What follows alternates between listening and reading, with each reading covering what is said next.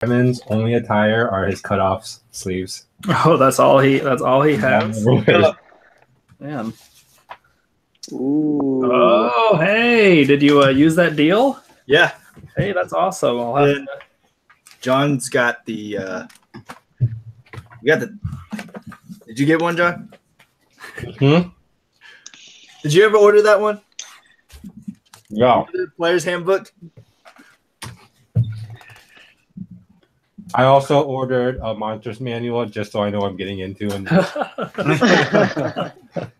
it's a good thing I got darn, I forget what it was called, but I got Bolo's some Guide? additional monster book. Bolos. No, yeah, so I do have that one. That is true, but there's also like, shoot, I forget the name, but I got it as part of a Humble Bundle, like not published by Wizard of the Coast, but pretty well reputed. Are they coming out with another edition or something? I don't think for a while. I don't even know how new this one is. 2014, I think. That's pretty new. I think it's 2014. Okay. So as you guys, I think, all know, Cade will no longer be joining us. He just has too many real life responsibilities. Yeah, which are pulling him away. So that's unfortunate. But one of the things we'll just have to deal with tonight. Outside of that, I guess I was kind of thinking that we'd roll back to the conversation. Essentially, right after the combat and kind of walk through more of that. Does that sound okay to you guys? Sure does. Okay, because we kind of, Wait, do we get to bury Gallandan? Like, he's not dead. I mean, you can. Yeah. I guess you could still bury him even if he's alive. But yeah, okay. So let's see. We ended last time. You guys fought, decided not to kill the guy or his friend. Veneer ended up being alive, and then we kind of started into this conversation about how these guys aren't particularly loyal to the head honcho of this current movement, which is a Naga. And so the current scene, I guess we'll say, is still where Veneer is kind of recovering. His friends, Eska, one of the two UNT, is still unconscious on the floor. Alyssa, the UNT pureblood, has been kind of called into the room at this point, and she is kind of tending to Eska, making sure that he's okay, while they're continuing to discuss their plans, or what they intend for you guys to do. John, I think you had tried to continue the conversation through email, and I failed. I'm sorry. I was like, this is going to be too hard. And then just didn't say anything at all. So I guess we'll call it even for you forgetting about last week. Yeah, fair. Okay. All right. So essentially, yeah. Facile says this is Lissa. She is a UNT pureblood, kind of one of our servants, and we. Our suggestion, we believe that she will be very helpful to you in your attempts to infiltrate this cult and overthrow Sulk. Could you describe everyone?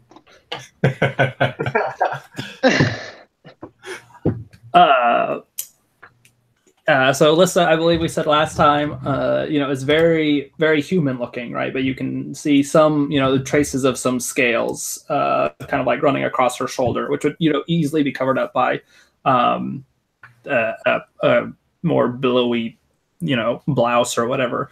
Other than that, I don't remember if I gave too many specifics, but she's, pretty dark skinned, long, dark brown hair. Regular head size, I believe you asked about at one point. And about, what did we say, 5 or so?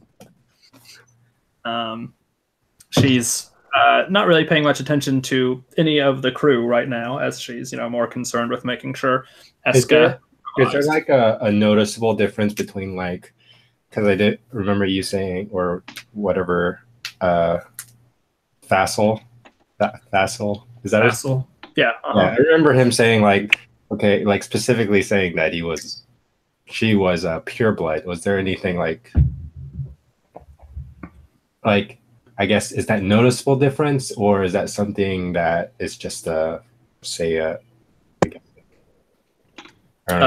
didn't catch that last part, but so you guys kind of knowing can you can see the trace of the scales in like the outfit she's on now, which kind of has like smaller straps, and then some sort of like a long skirt.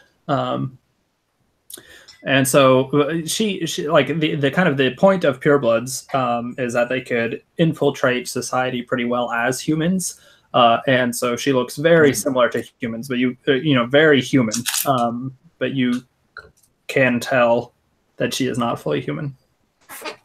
I also have a quick question. Where did she come from? Like, how did she approach us? So in the room you guys are now, are you still actually on that room? Yeah, I'm just down south. Okay. Yeah, let me load up that room. And let me load up my map. I believe she would have come from the bottom left entry. Yeah. Mm-hmm. And did Vassal just like beckon her and she walked in? Is that kind of what happened? Yeah. So because we sort of skipped over a lot of the conversation, I guess there's general confusion. But yeah, as he was kind of going through his whole, this is what we want you guys to do. He did call for Alyssa. She came out, and he basically said, this is one of us. What we would like, she would be helpful in getting in teaching you the ways to infiltrate this cult, kind of giving you the inside scoop on what we believe is going on. And she's basically there to help you guys become successful in your anti-cult activity. Yeah, I don't remember how much, so I want some of this conversation to still kind of be role played because I don't remember how much they actually went into all of their plan. I didn't get a chance to review that today. So sorry. Okay.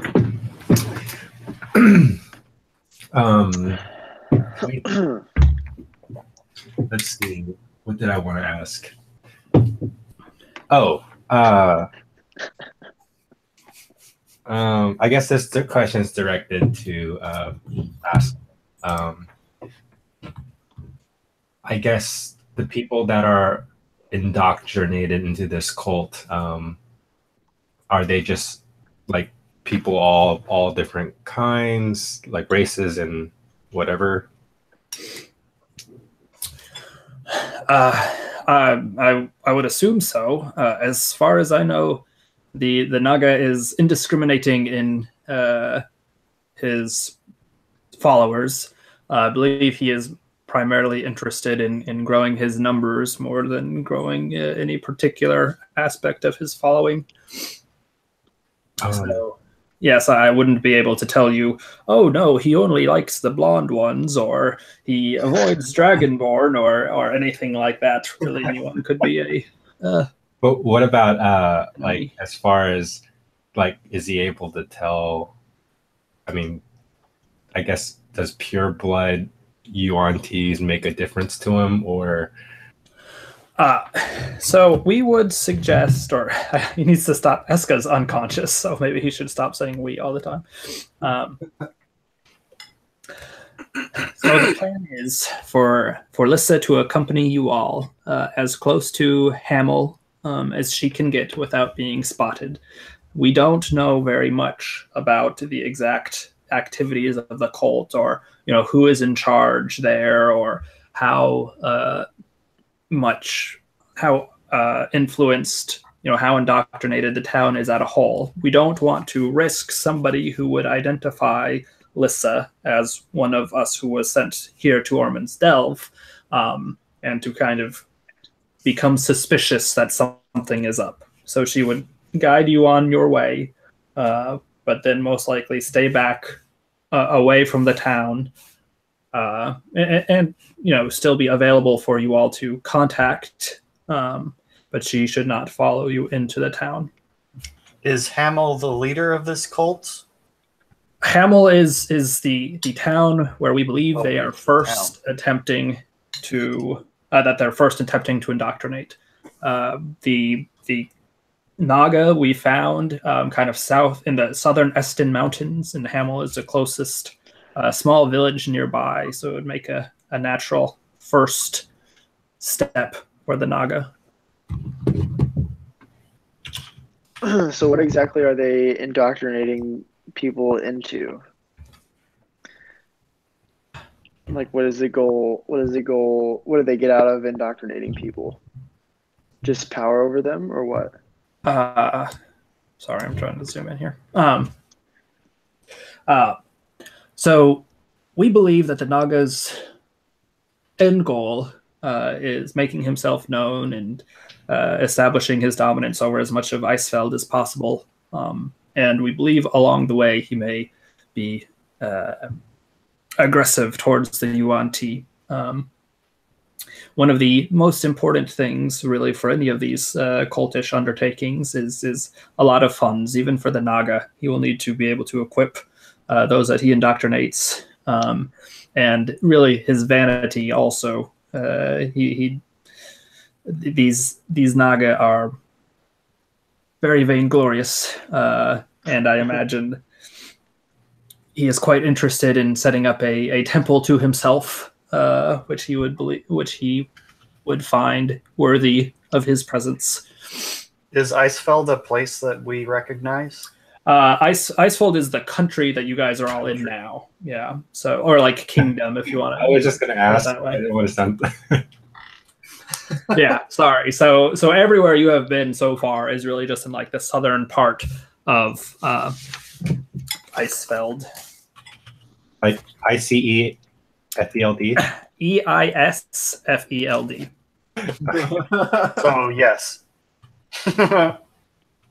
Sure. Just making a joke. Yeah. Wait, Icefeld is the country? Yeah, so essentially on this, what did we name the continents? I don't remember. But on this big old continent, there's like about 7 like main kingdoms, and Icefeld is one of them. Okay. Yeah, so you guys have been in just like the most kind of southern tip of Icefeld for... Oh, I did have Icefeld as the very first thing I wrote down in my notes. Yeah, All right. So this indoctrination, is this some sort of spell-like effect? What is exactly indoctrination, the process? Yes, so as best as from our knowledge of the Naga, they have powerful magic abilities. So what we have overheard is that these candidates will be brought either willingly or not willingly in front of Salk, and then Salk there will perform some sort of enchantment upon them. And if this enchantment succeeds, they lose independent thought. They become very willing followers of this Naga. We lose our minds. Sounds like a good deal. Brainwashed, I believe, is the words you all use. There's not much to lose, but Yes, I would suggest that you all do not actually become indoctrinated, but it is a magic. It's based in magic, so whatever resistances you are able to conjure. We have heard that it is resistible, and usually those who resist they find other uses for such strong-willed characters. But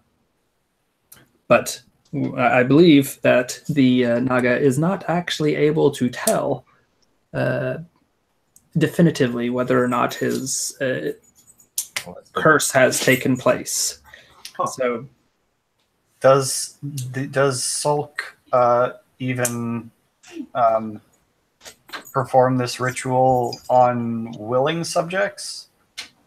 Meaning, Yes. everybody under his thrall is magically controlled by him now. so there may be now, yes. So all of those who are part of the cult would be magically, controlled by him.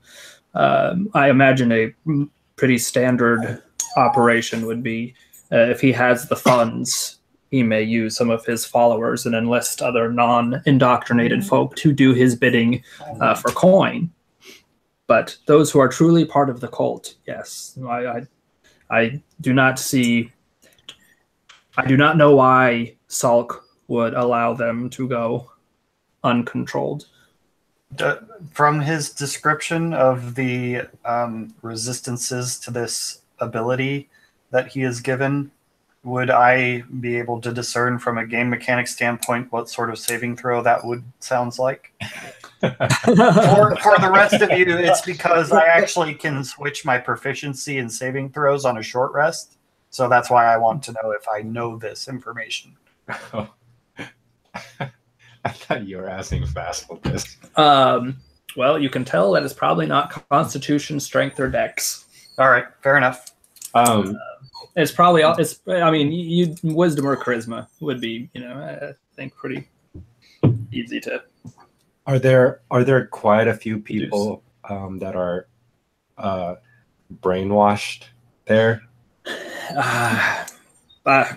I would assume so. I do not know. We were sent to establish, another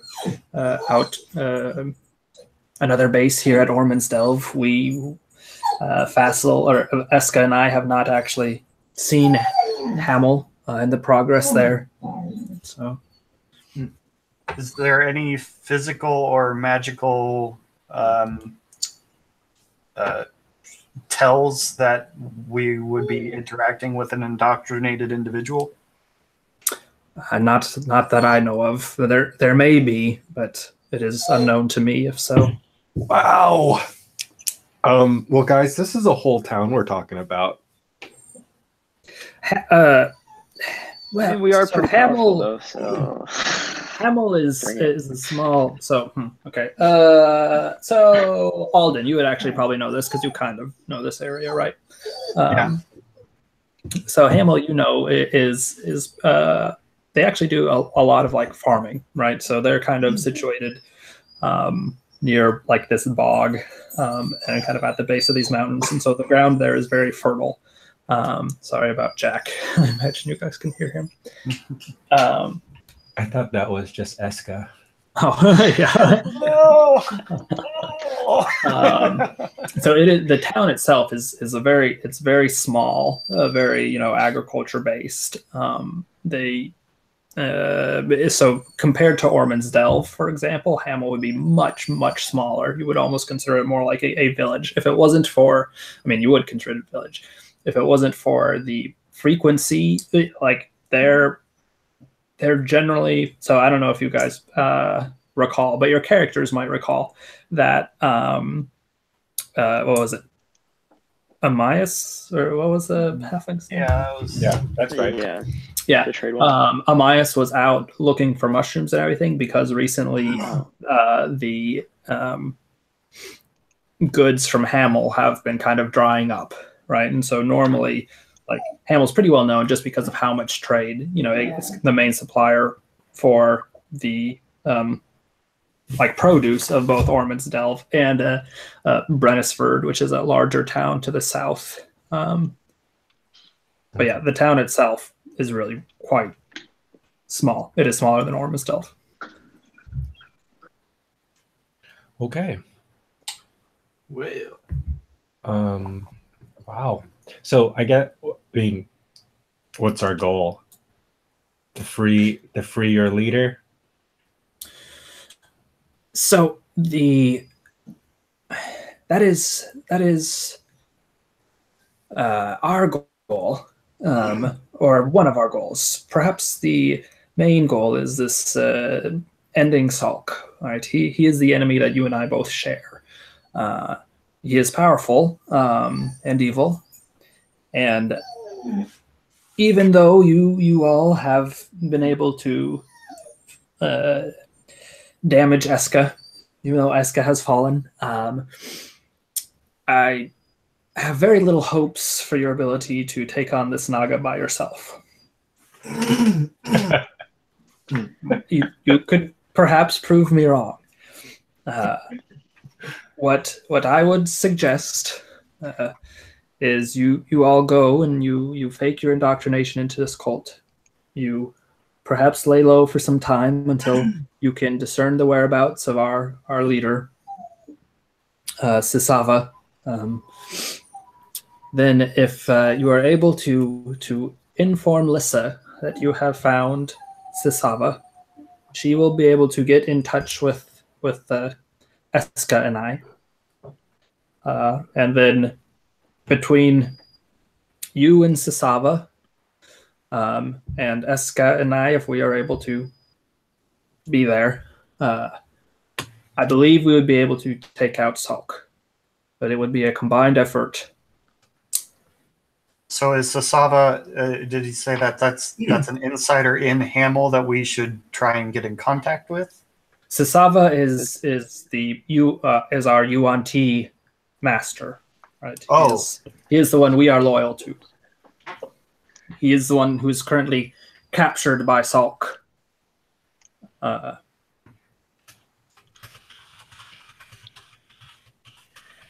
he's not indoctrinated, is he?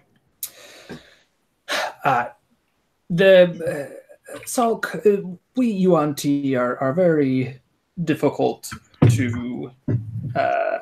We are well versed, perhaps, in the. Man, I'm just having a hard time with my vocabulary tonight.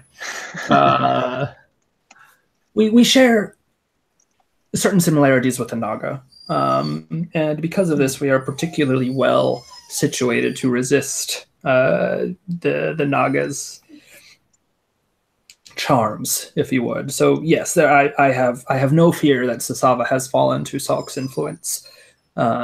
Indeed, Salk was unable to affect Eska or myself, even Lissa, is unindoctrinated. So I have no fear that Sisava would betray you all, but I don't think he is in a position to be helpful currently. Okay.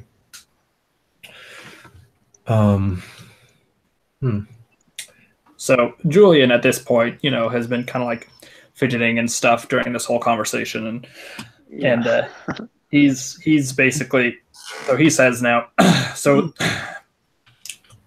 I don't particularly care about Hamel, but I do care about her mines. What are you going to do about Ormond's Delve? Sending these folks off to go and infiltrate your cult will not help my people. And I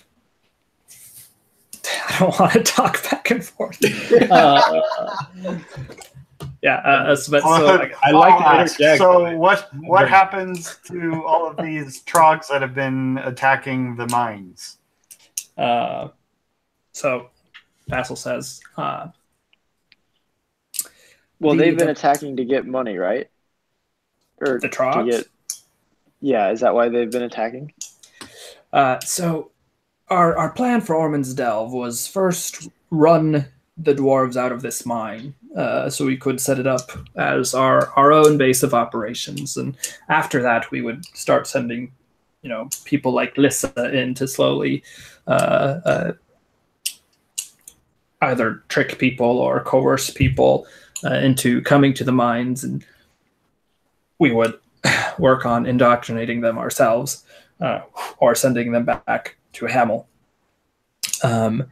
So the trogs were really just our first phase, and the room that we are all standing in now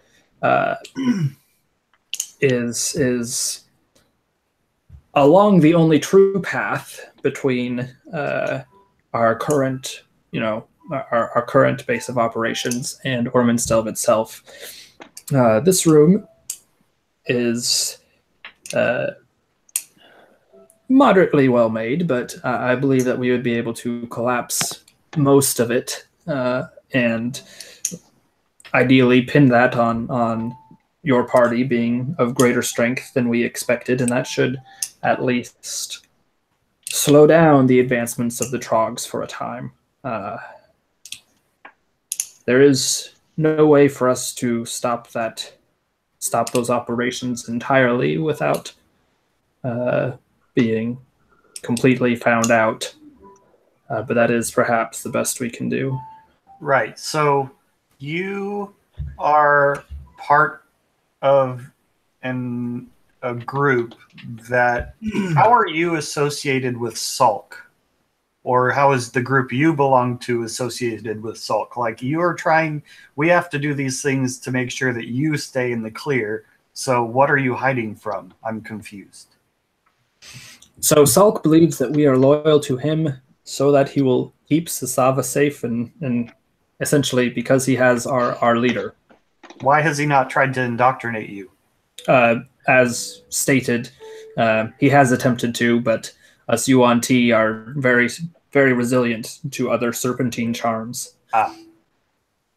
So Salk has captured the leader that you are loyal to, and he currently believes that you are operating under his influence, and we need to keep that. In his arrogance, he believes he has compelled our loyalty by the capture of Sasava. Got it. I look forward to the day where he realizes how short-sighted he truly has been. So we have no guarantees of the stopping of the Trog problems.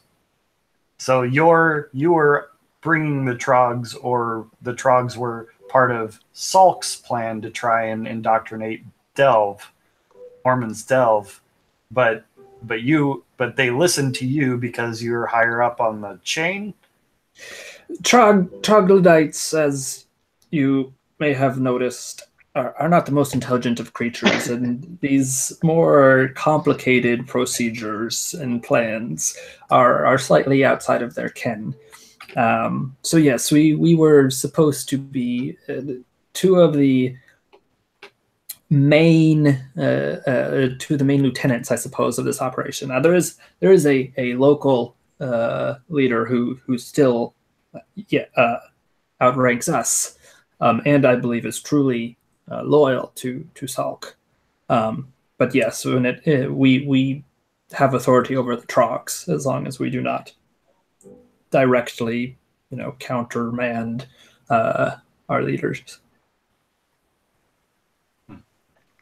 Who's the local leader?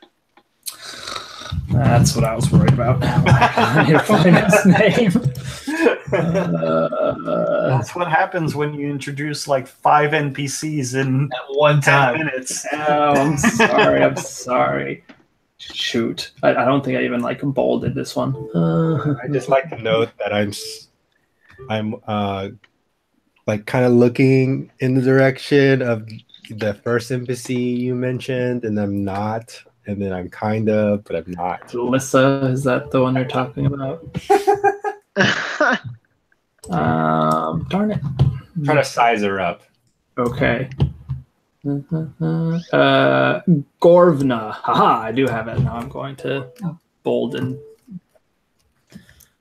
Gorvna. They say. So you perhaps have. I guess I wouldn't have any idea that you had done that or not. So Gorvna is one of the. When we first were seeking out this Naga, willfully trying to slay him,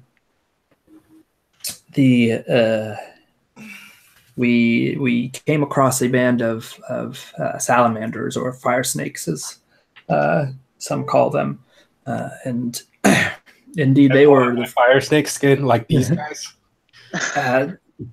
Yeah, he kind of looks at them and pulls his skin over and goes, This appears to be the skin of a child fire snake. Yes, a not fully matured one. I only got a portion of it. No, it's yes. I mean, I trust that it was larger than this. 2 foot by 2 foot square? But no, you see that how the skin is still so soft and pliable, and it's not really hardened, very easy to cut through. Yes, this is obviously a young fire snake. But yes, so these salamanders, we encountered them south of the Eston foothills, and they said that they would lead us to this Naga, and they betrayed us. This is how Sasava was ever ensnared by Sulk. But yeah, so Gorvna is one of that salamander clan that is truly loyal to Sulk, and is Sulk's hand, if you will forgive the inapt metaphor, given that Sulk's a snake. I'm sure he has hands. Mormon's delve. Gorvna. I mean, we have this guy who has snakes for hands. That's true.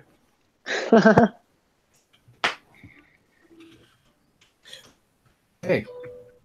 Well, so we would be taking Lissa above ground and traveling with her to Hamel, and the idea being that she is less likely to be identified as other than human. Yes, and she will be there to answer questions, give advice, be a resource for you as you attempt to infiltrate this cult. And we do actually have one other gift for you all, if this is something that you guys you are agreeing to. Can we talk about yeah, can we talk it over a little bit? Yeah, let's talk it over. I'm gonna pull Vanir aside. So like, sure, but Fassel sees you guys like, going off to the side and like follows you because he doesn't exactly trust you guys either. All I do is just I'm gonna like face him, and just tell him, "Hey, man. So we're here to make some money down here, obviously, and we still haven't made any money. That's true. We're gonna take on something else that's like even, more of a pain than what was down here. I don't know. I mean, what do you think? We want that dagger, man. He wants the dagger. So if this is something you think we should do, we'll do it. So Julian speaks up and says, "So if we collapse this room, how long will it take before the Trogs invade my mines again?" And Fassel then responds, "Well, so this room would be, it is definitely a critical part of our current route. And the collapsing of this room itself would probably take 3 or 4 days before we were confident enough, to travel through it freely again. Those would be 3 or 4 days where we would be unable to see what was going on in the rest of our tunnels, and if they had been collapsed or trapped or whatever other deterrents you all could find could be placed. So we can buy you a few days. The rest would be up to you." And then Julian kind of considers this, and he turns to you guys, kind of the group. He says, "I know we had an agreement about taking care of this Trog problem. where if I, and he's referring to, where if he basically tells Goran that you guys took care of it, that Goran will shell out 150 gold. He says, this temporary approach concerns me, but if I had some help in making sure the rest of the tunnels were collapsed and traps were laid and our defenses were set, I believe I could in good faith tell Goran that the troglodyte problem has been dealt with, especially if I knew you all were then attempting to enact a more permanent solution. Okay. Sounds good to me. We're getting paid. At this point, Galandan Send money, speaks up and he I'm says, happy. "Oh, that sounds like a great thing for me to do. I guess I'll just hang out with you and set lots of traps." And Julian says, "Oh, great. Exactly who I was hoping would volunteer." And how much sarcasm does he muster? Oh, very much sarcasm. Wait. And then I turn to I Galandan. mean, Galandan is. You're staying? Well, I mean, you guys would come back for me after you kill the big bad snake, right? I mean, Yeah, I can who's gonna deal the For final sure. blow to the chill big here bad for a thing? while, and I'm pretty good at finding the monsters and stuff that are hiding in these tunnels. So I'm really probably the best equipped for setting up traps in here and everything. So You mean activating traps, right? getting bad guys to activate traps, sure, yeah. Man. Oh boy. Yeah, so I'll just hang out here, and then you guys can come pick me up once you're done. Okay. Well, can we Sounds bury like you a plan. first?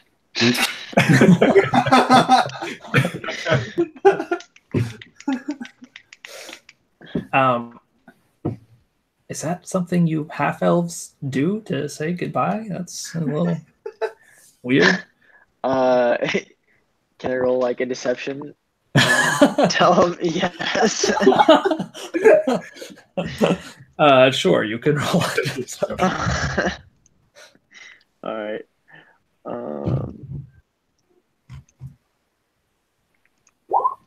Oh, Yeah, we definitely always do that.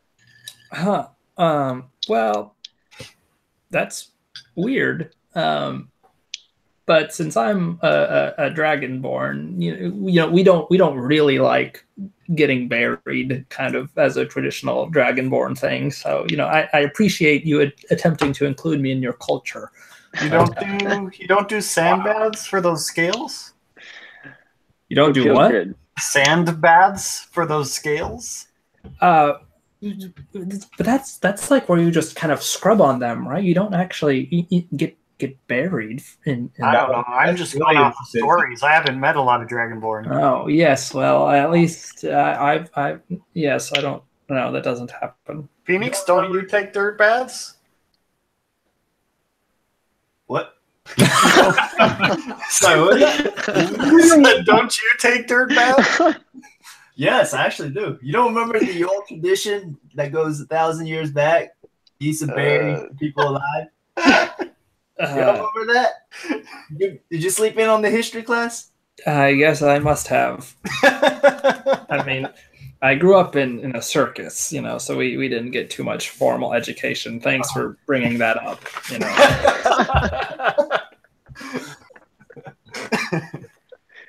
Oh, yeah. So, whatever. Can we bury you? If something goes wrong in the tunnel, I think that'll be covered anyway. So we'll just kind of see what happens there. And so Fassel is like watching this whole thing with a certain sense of amusement. And says, "So, are you all in agreement then? This is something you are willing to do?" Yes. Wait. Yes. Not wait. I am going to challenge you Fassel in an arm wrestling competition. And if you beat me, then we will take the job. I mean, I'm already taking it, so I mean, Hey. Okay, I will take the job.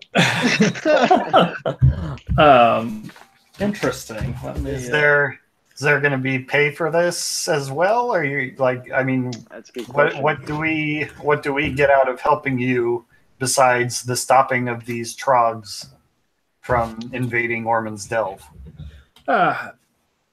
From me, I have one more gift to give to you, and that is all that I can offer. I will take payment in advance. That works just fine. Okay, I imagine that. Darn it, where's my? I'll just look it up. I imagine that upon Salk's death, that his influence will be lifted, and that you humans are in general grateful when you regain control of your own minds. So there may be other benefits for you, but I have one last gift to give, and that is all.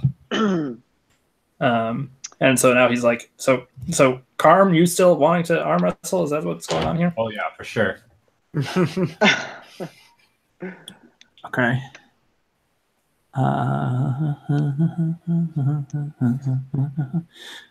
Says, if this is another one of your kind strange customs, I'm sure.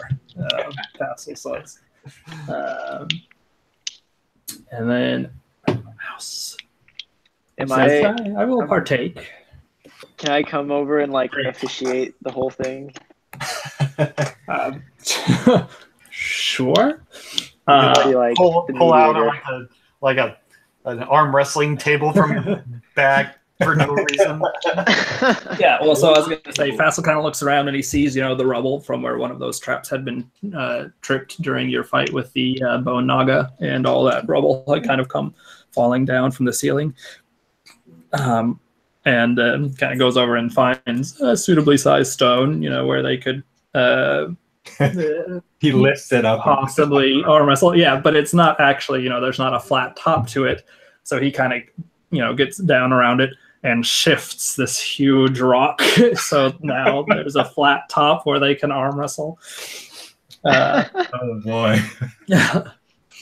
And so yeah, he kind of he goes to the other side of the rock and says, you put your elbow right, Just like that. just like that. Yeah, that's okay. And then he looks at you in the eyes, Carm, and he says, make sure not to strain yourself, and you need to make a wisdom saving throw.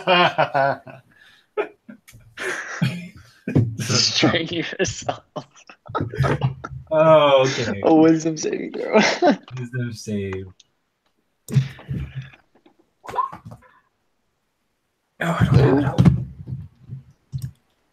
it. Ooh, this is gonna be real close. I'm gonna pull this up.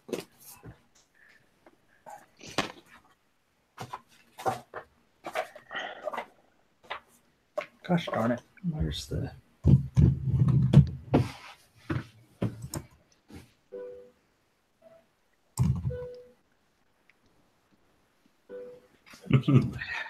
I failed to write that down.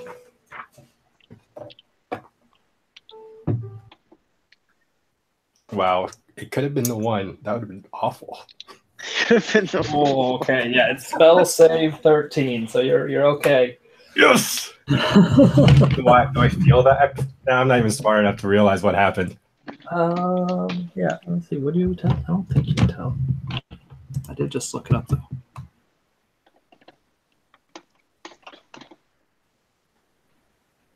Yeah, it doesn't specify.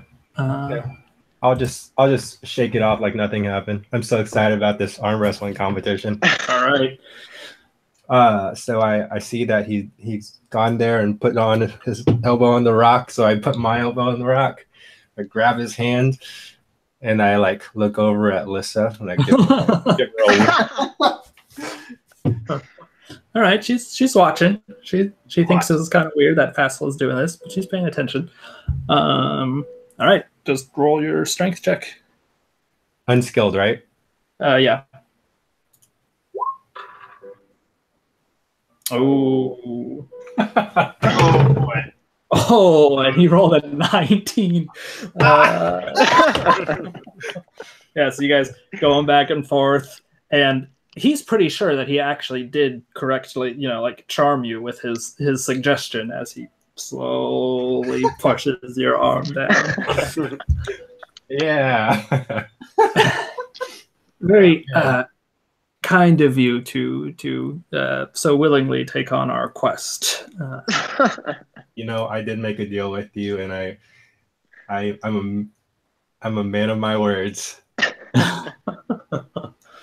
All right. And so at this point, Alyssa is kind of finished, taking care of Eska, and Eska is sort of waking up and getting up, and he sees you all, and he kind of grabs, at his weapons, and Fassel, says something to him in, some tongue you guys don't fully understand. It's very, serpentine. And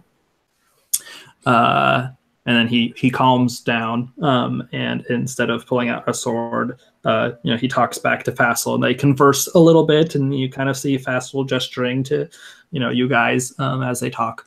And then Eska goes and reaches, instead of for one of his weapons, he reaches into a pocket and pulls out what looks like, I forget how big this thing's supposed to be. A lightning dagger. We should ask them to steal it. Yeah, okay, so he pulls out this thing, which you should be able to see in Roll20 now. Whoa. What the? All right, and so as I guess, while you guys read that, I'll wait till that lesson is done. I need to pee. This is the same thing from.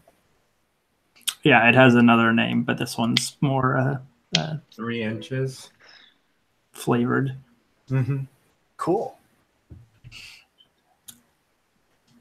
Okay, and so Eska, hands this over to you guys, and as he does so, Fassel says, "This should be helpful whenever our confrontation with Salk does occur.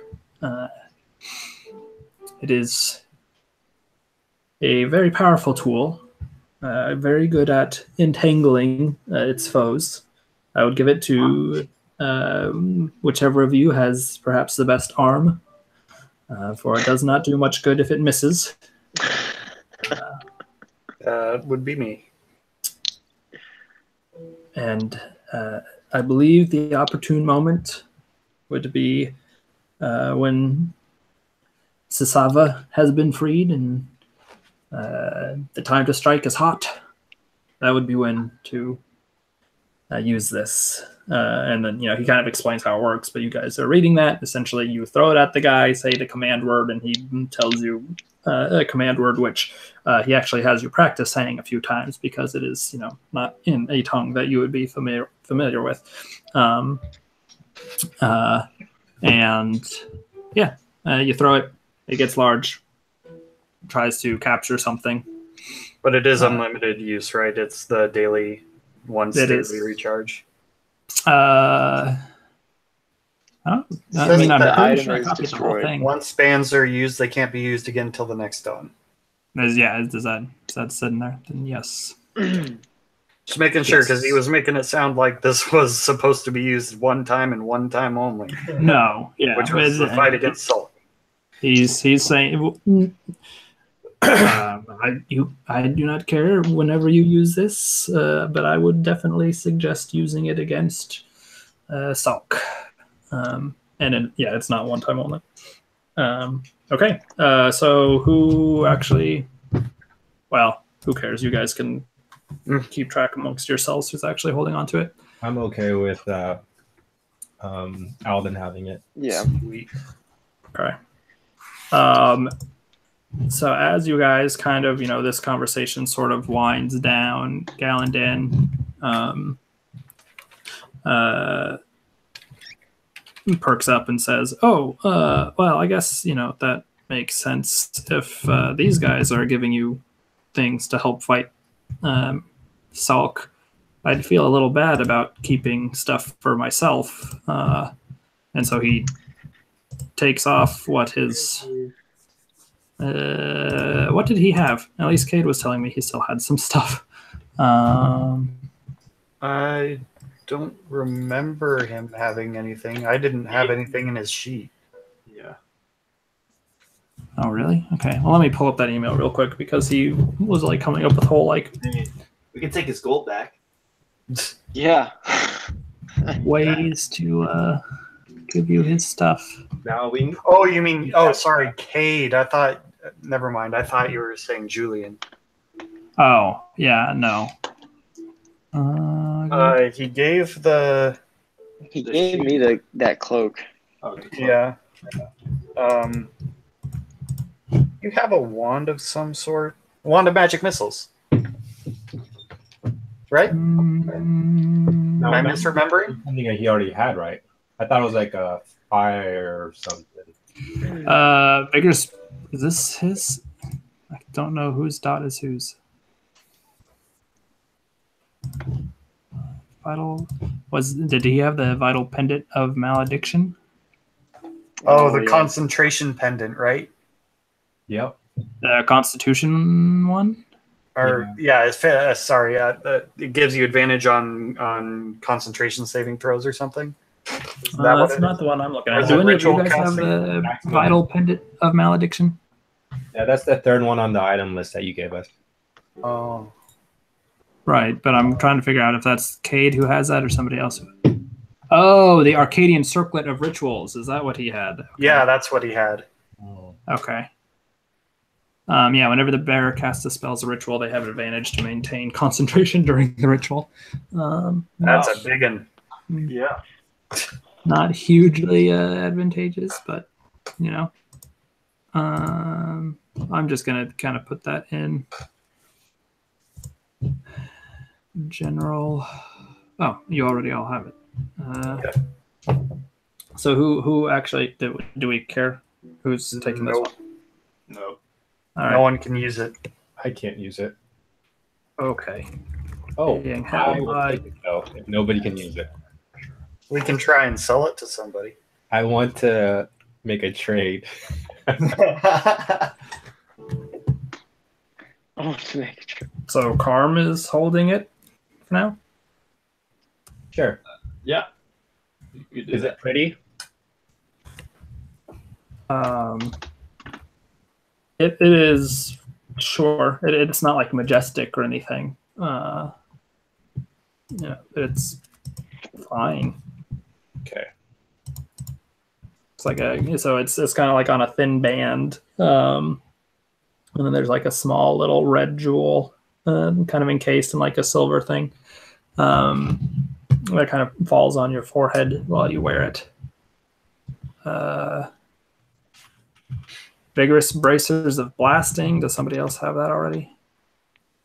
That's not in our items list. Yeah. It's not in any of you guys. Let's see. Must be just his. Yeah. All right. Yeah, we'll say that was in his. Okay. I'll show this one to you guys, and you can figure out who would like it. Yeah, this guy was holding out. I Dang, know. yeah. You had all the toys. He did have a knack of finding things, though. Yeah. For good or ill. So, do you guys see this? Does anyone in particular want this one? I do not. Oh, I don't see anything. Nope. You still don't? Nope. nope. Nope. Okay. Nope. Nope. I've clicked show to players We repeatedly. can. I guess. I can try refreshing. See if that does anything. Wow, something strange has happened now. Go away. Come back. A lot of clicking. There we go. Here it is. Okay. Maybe I just had to refresh for you guys. Oh no, we are. I guess we have already seen it. I thought you said bracers. You did say Oh, bracers. yeah, I clicked the wrong thing. Maximum hit points. Oh god, I need that so bad. Dude, it's so bad. Does he have it? So you guys still don't see this? No, I see it. You see I the see vigorous it. bracers now? Oh, the bracers? Yeah. Nope. Nope. What the heck? Okay, I'm going to refresh and see if that helps things. Vital pendant. Malediction. I do really want that pendant. What's your max HP? It's like 27. Oh, I'm at 28. Really? Yeah. I was like, Did you level up, Kevin? yeah, did you? Yeah, I did. I took on a Wait. feat instead of ability points. But you get a HP increase. Yeah. I have 25 HP actually. Yeah, Really? you do your well, you can do a D10 or take a D something. Oh yeah. You can just take the average plus Did your any of your- modifier. Modifier. Where is that again? Gosh, Kevin, you've been playing this for months now. You don't know Hey, that? man. I've only leveled up 3 times. How do you do it again? You can just roll a hit die if you want to do the random HP. And what was the other one? It's 6 plus your con mod. Con mod. Ooh, that's 8. Might as well just do that. But you could get I could get 10. 10. You could also Plus- get 3. You could also get 3, which is what I you could get 12. got. Whoa. Is he a gambler? Nah, I'm gonna take 8. Yeah, I thought so. We So you guys still don't see the vigorous bracers of blasting? Mm-mm. maybe All right. it only allows 5 at a time. I don't know. Okay, now I got 36. Well, I will just tell you about it. So it would require attunement, but we'll say that, if Cade knew what it was, he can still tell you guys how it works, even if you're not attuned to it yet. The bearer gains a +1 bonus to strength saving throws, and it contains 2 charges of firebolt. Not a lot, but it's something. Did I ever get my HP from last level up? Yeah, you did. You would have, yeah. Good try, though. Do those bracers type stuff like mess with my unarmored defense? No. To note, though, just as an FYI, Firebolt is a ranged attack spell, so if you're in melee with someone, you have disadvantage when attempting to cast it. Gotcha. Yeah, I mean, I was just wondering as far as like bracers and any type of like those kinds of does it matter? I don't care if I have it or not, though. There it is. Interesting. Okay. Also, I guess I'm already pretty good at strength saving, so it would be helpful for someone else, I think. I'm pretty good on. I mean, Okay, I have a -1 to strength saving throws. Yeah, so you can take them. Jeez, am I just getting all of Galandan's toys? Yeah. So, I mean, I'll take the pendant if you don't want it. I really need the pendant. All right, the vital pendant of malediction. That I think. Shoot. Nobody. Gosh darn it. I'm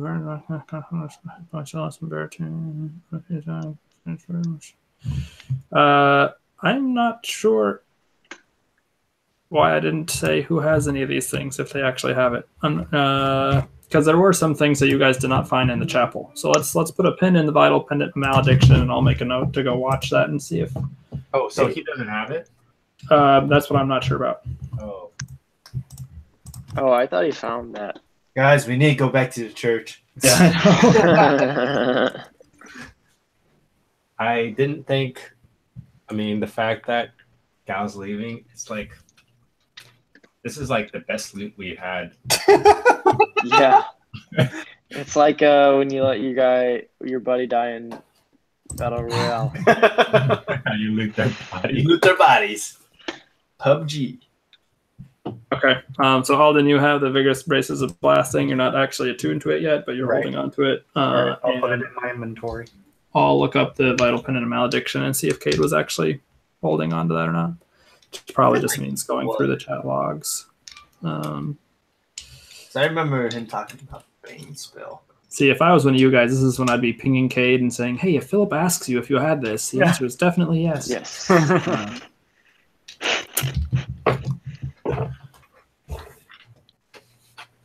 Okay.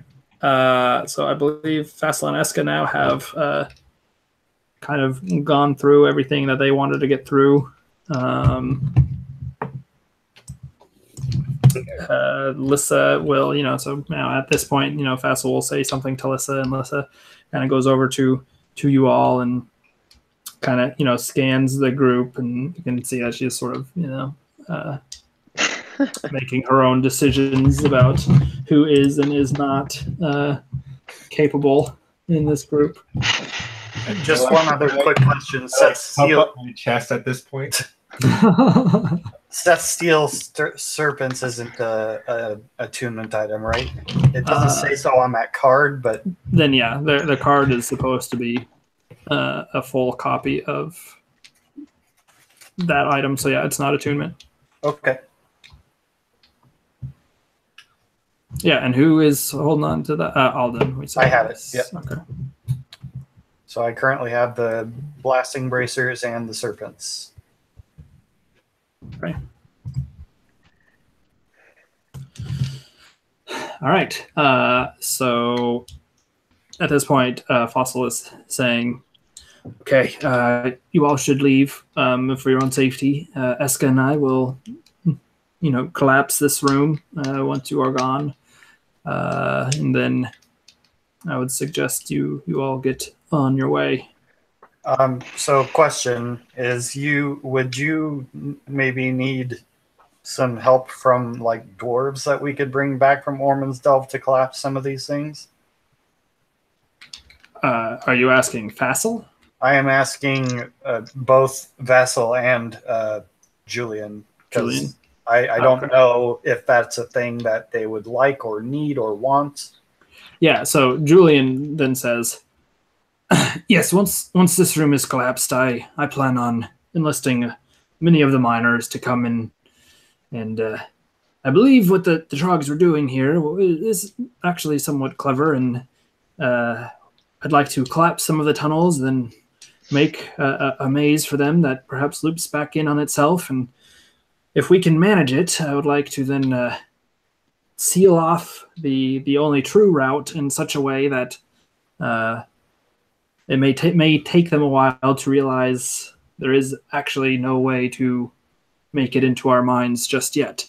But yes, so I'll be enlisting many of the miners over the next couple of days to protect ourselves as well as we can." Okay. Let's go get paid. Yeah. Okay. So you guys leave, right? And Lissa is just sort of following along with you. And as you maybe let's not bring her into like the office. Like we're coming up with an extra person that we did not come down with that no one will recognize. Yeah. I'll stay with her outside.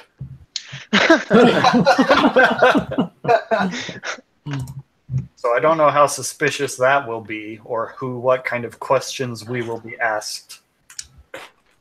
Do you have any abilities to make yourself less likely to be seen or invisible? No, she definitely cannot make herself invisible. I think she is very good at blending in as a person. I'm not sure she's like. Well, I'll just look it up. Perception.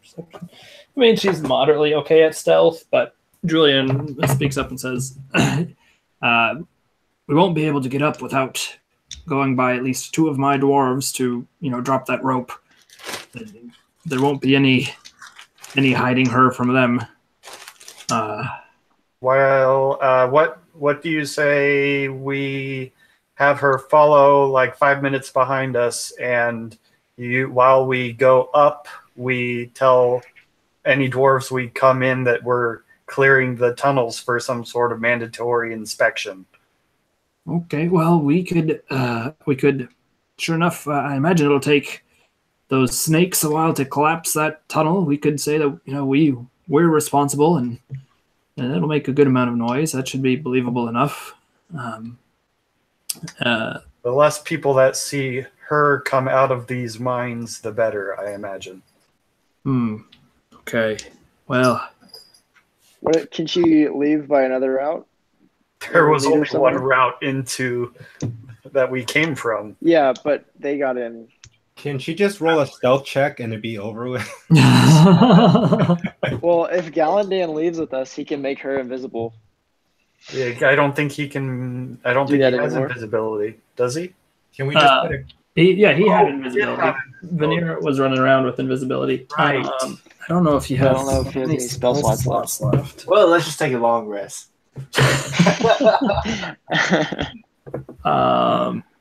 And what was invisibility? 10 minutes? I mean, it's not going to do you I thought guys. it was I think it's an hour. I can't remember if we thought it was a minute and it was 10 minutes, or if we thought it was 10 minutes and it was an hour. it's like 10 minutes of casting time and then it lasts an hour. No.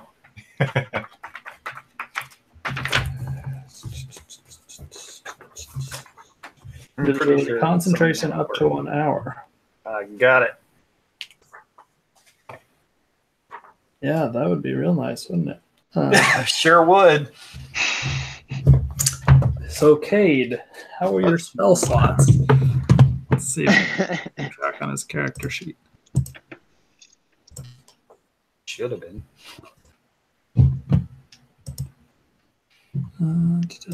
Spell books. He's used all of his second level, but only one of his first level. But it's a second level spell, isn't it? Yeah, it Does is. he have any third? No. Yeah, Did he need to level up? And does he get a spell slot that he can use? He had leveled up before you guys. Oh, he's yeah. already Oh, done all that. So he should have had an extra spell slot. I think he got an extra spell slot at 5. Uh, He didn't. He did not level up with us because he leveled up before us. Is that what you were saying? Yeah. Okay. I forgot about that. He was an offset of EXP ahead of us. Yeah, he also used all his sorcery points, apparently. Big noob. Oh well. So yeah, if we can try and clear out the tunnels as we exit, maybe she can slip out relatively unseen. She says, I will do my best. I'm moderately good at going unseen, but in a small cramped tunnel like this, I'll do whatever I can. It might not hurt if we come up with an explanation for my presence instead of trying to hide it. But yes, I don't know what that would be. Wait, did you just Ew. talk? Yes, I can talk. I wasn't sure. You just didn't talk this whole time. Well, She talked back to the other snake man.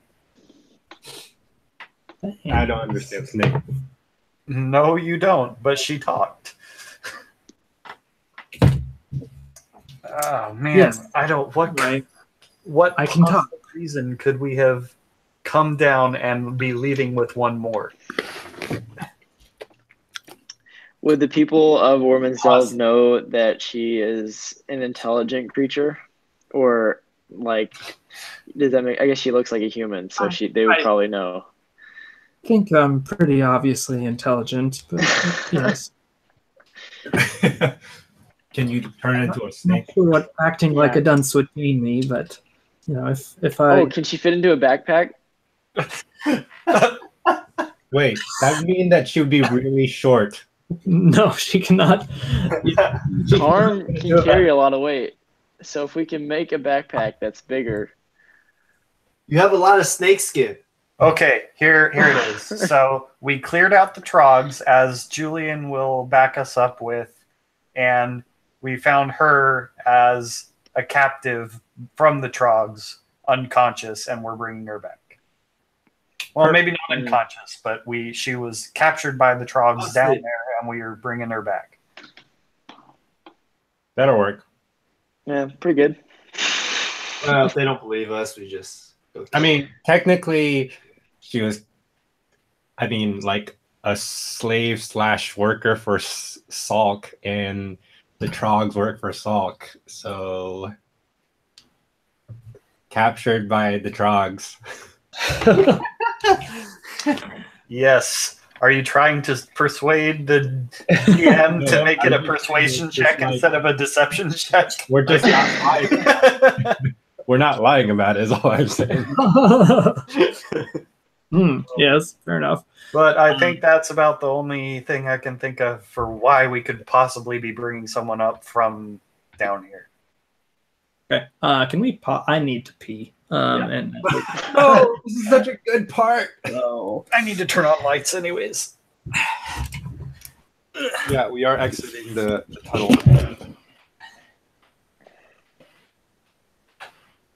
So, Dang, guys.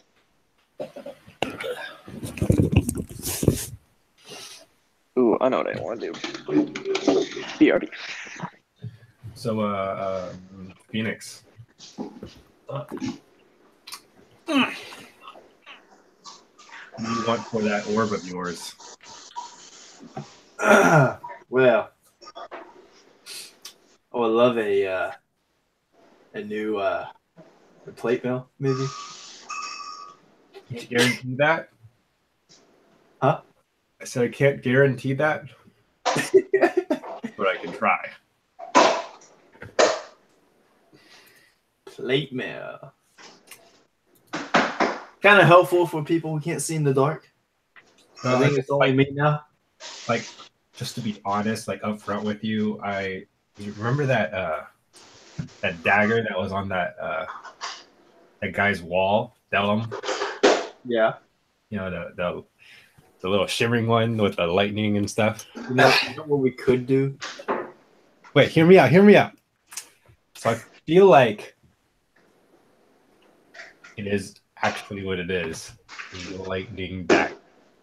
What if we go back and talk to him and have, was it Alyssa sneak behind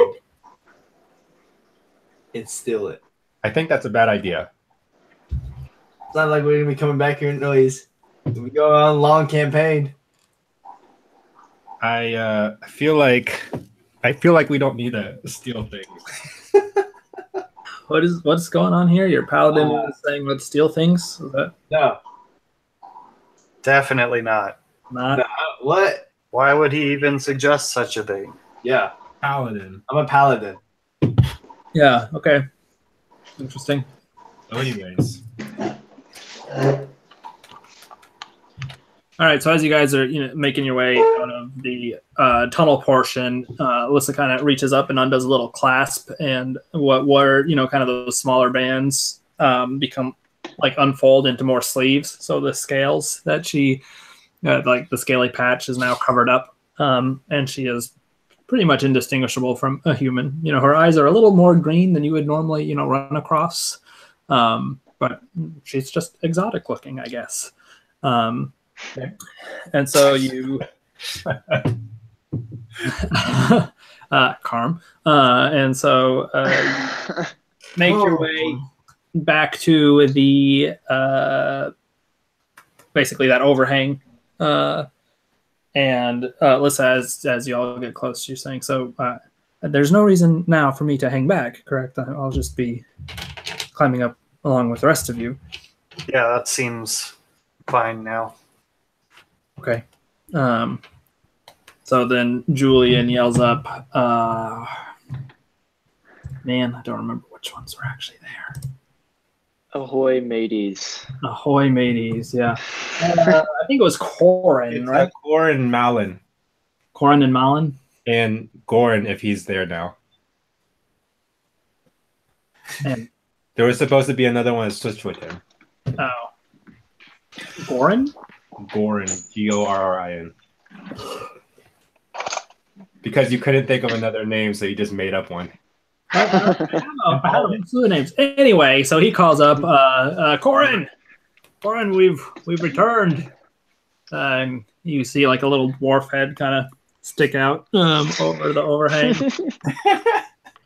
Hi, is that you, Julian? Yes, it's me. Drop the rope. Everything okay down there? This is so awesome. Drop the rope. Would now be a good time to talk about a raise? No. Okay, fine. Tosses down the rope. And you all, I assume, climb up. At what order? I guess where is Lissa in this order is the real question. Probably last. Well, Okay. Four. Sounds like last. So as you guys come up, Corin is kind of, like, oh, good to see you again. Glad you made it. And then when we'll say Julian was the last one up, Julian climbs up. Corin goes over and he looks down and he sees somebody else climbing. He goes, "Y'all were followed," and he reaches for his axe. I and hold him back. It's like, whoa. What? There's hostage. There's wait. Hostage? She's not a hostage. She's a captor, or she was captured by the drugs. Okay. You're terrible. We're gonna do a great job infiltrating. So, like, It was held hostage by the Trogs. Corin is standing there with his axe. Ask Julian. Julian, is this freaking? Julian, is this true? Is she? Is it? Who is she? Where did she come from? Julian says, yes, she was captured by the Trogs, and we killed them, and we saved her, and now she's coming back with us." And Corin looks at him and is like, "Okay." Well, that's an impressive lady, I suppose, to have survived down there so long. Are you sure you're okay? Yes, she's fine. She's fine. Don't worry about it. All right. And so Corin goes back to pulling up the rope, yeah, Julian, I guess, will then talk a little bit with him and say, "Hey, go." He'll essentially relay the plan coming from him, because unless somebody else wants to say it, he would naturally be the most persuasive to Corin, saying, "Yeah, in addition to saving her, we've actually rigged up a room to collapse. We're not exactly sure. We think everything will be fine within the mines, but we're not exactly sure, if there would be any additional danger. So if you could, we have to kind of stay with this woman who I'm sure will be slowing us down because we just saved her from Trogs. So if you could run ahead and get everyone to evacuate the mines as quickly as they can, I think that'll be the best for all of us." And Corin, kind of gives him another look, and then runs off and runs off ahead of you guys. Okay, and so now you're just making your way out of the mines? Mm-hmm.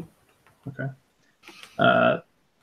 So as you begin walking, Lissa speaks up and she says, "Okay, so if our destination is Hamel, I believe there's two general ways that we could attempt to get there. One is we could take the road south, and it will eventually lead us near Brennisford, and then we'll just have to turn north, and we should get there we should get there in a little over 2 days' time, I think, if we go that route. The other option is really Hamel is nearly due west from Ormansdelve, and there is a forest that is in between the two. But if we wanted to go overland instead of on the road, we could probably get there within a day if nothing ill befell us. but it's up to you. I'm Would I know roughly how dangerous the woods in this area are?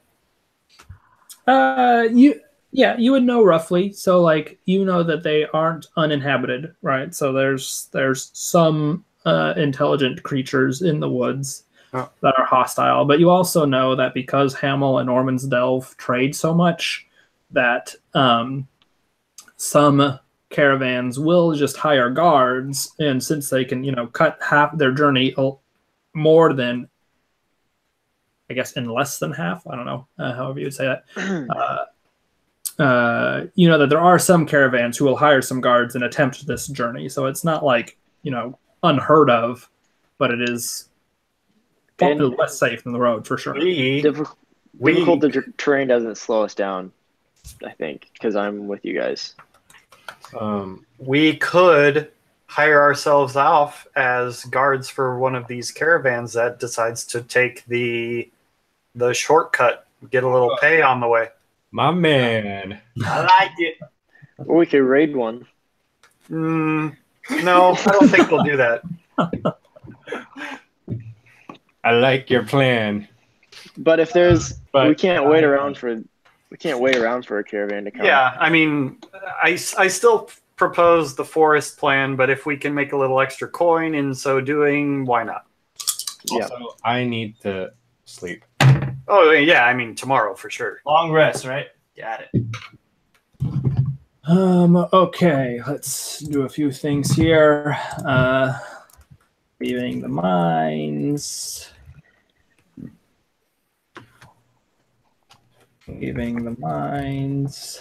Okay, so you guys then, provided there's not any additional questions or conversation you want to role play with Lissa, you guys are making your way out of the mines. In general, it looks like Corin did a pretty good job of getting people to leave before you got there. Every now and then, you see a straggler kind of staying behind or coming from one of the branches off to the side, which you guys have never really explored. But most people are gone. And then, about 40 minutes into your walk out, you hear a rumbling through the tunnels. Not too extreme, but definitely, you're not in danger of falling over or anything, but there's definite movement, which you would naturally assume is Fassel and Eska doing their part of the job and collapsing that tunnel. Julian, when he hears that, you see him kind of relieve some tension that he had just been carrying along with him when he, had the tunnels essentially unguarded for those couple of minutes as they were leaving. And yeah, so then you continue to make your way out of the mines. When you get to the exit, there's, just all these dwarves standing out there, waiting for it. And so now I assume you guys would see that before they would see you, because they're all standing in the light and you're still coming out of the mines. So if you would you have time to react to that. But otherwise, you're just going to walk out in front of all these dwarves. Well, we can't really leave Lissa to stay back and sneak out after they all leave, because people know that she's already with us, right? So, I mean, are you wanting me to answer that? Obviously, Corin's. No, just to the group. Yeah. Okay. Sure. I mean, yeah, if they're all, I don't imagine there's any sort of procedure that would require people to evacuate out somewhere further. Is there, Julian? Any sort of, No, we've not really. No, I've never seen anyone go beyond just leaving the mines if there was any ever sense of danger. Well, we're kind of heroes. So, yeah, but I still feel like the less people that know about Lissa, the better. But I don't see any way around this. Gallandan's still with us, right? Yeah. Okay.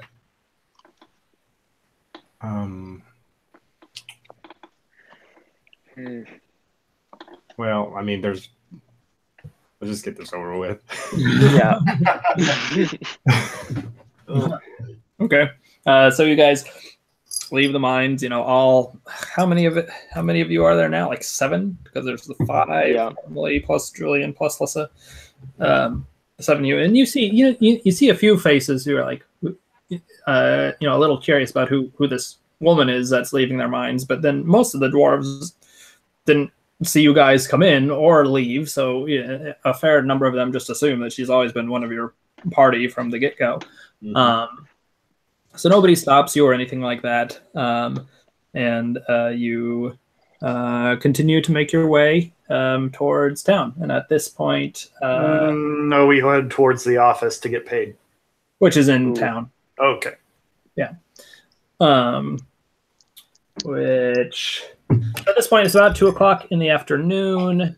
Oh, should we split up if somebody wants to go with Alden, since he's our basically treasurer, and then to get Alyssa out of the limelight, basically, some people can just go straight to the tavern or whatever, Sure. or wherever we're staying. Volunteer. I had already kind of suggested that we don't bring her into the office. Right. Well, If so, I can go with Alden. yeah, make sure he doesn't take my money. No, he's been pretty faithful so far. I trust him, I think. Gallandan says that he's going to stick with Julian because he'd like to work out some sort of arrangement, if at all possible, with Gorin for his continued assistance in the mines. Okay.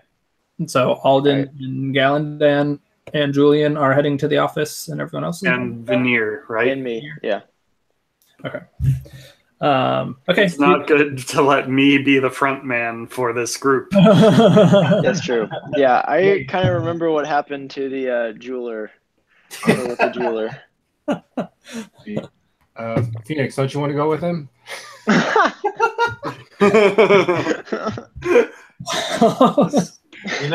I really don't want to be a third wheel, so I may just go with. Let's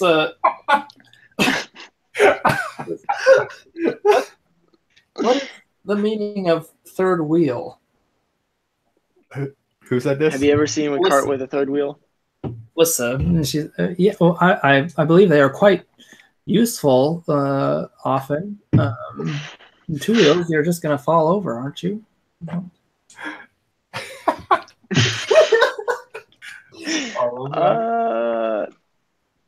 It's all right if you're a little bit sheltered and you haven't,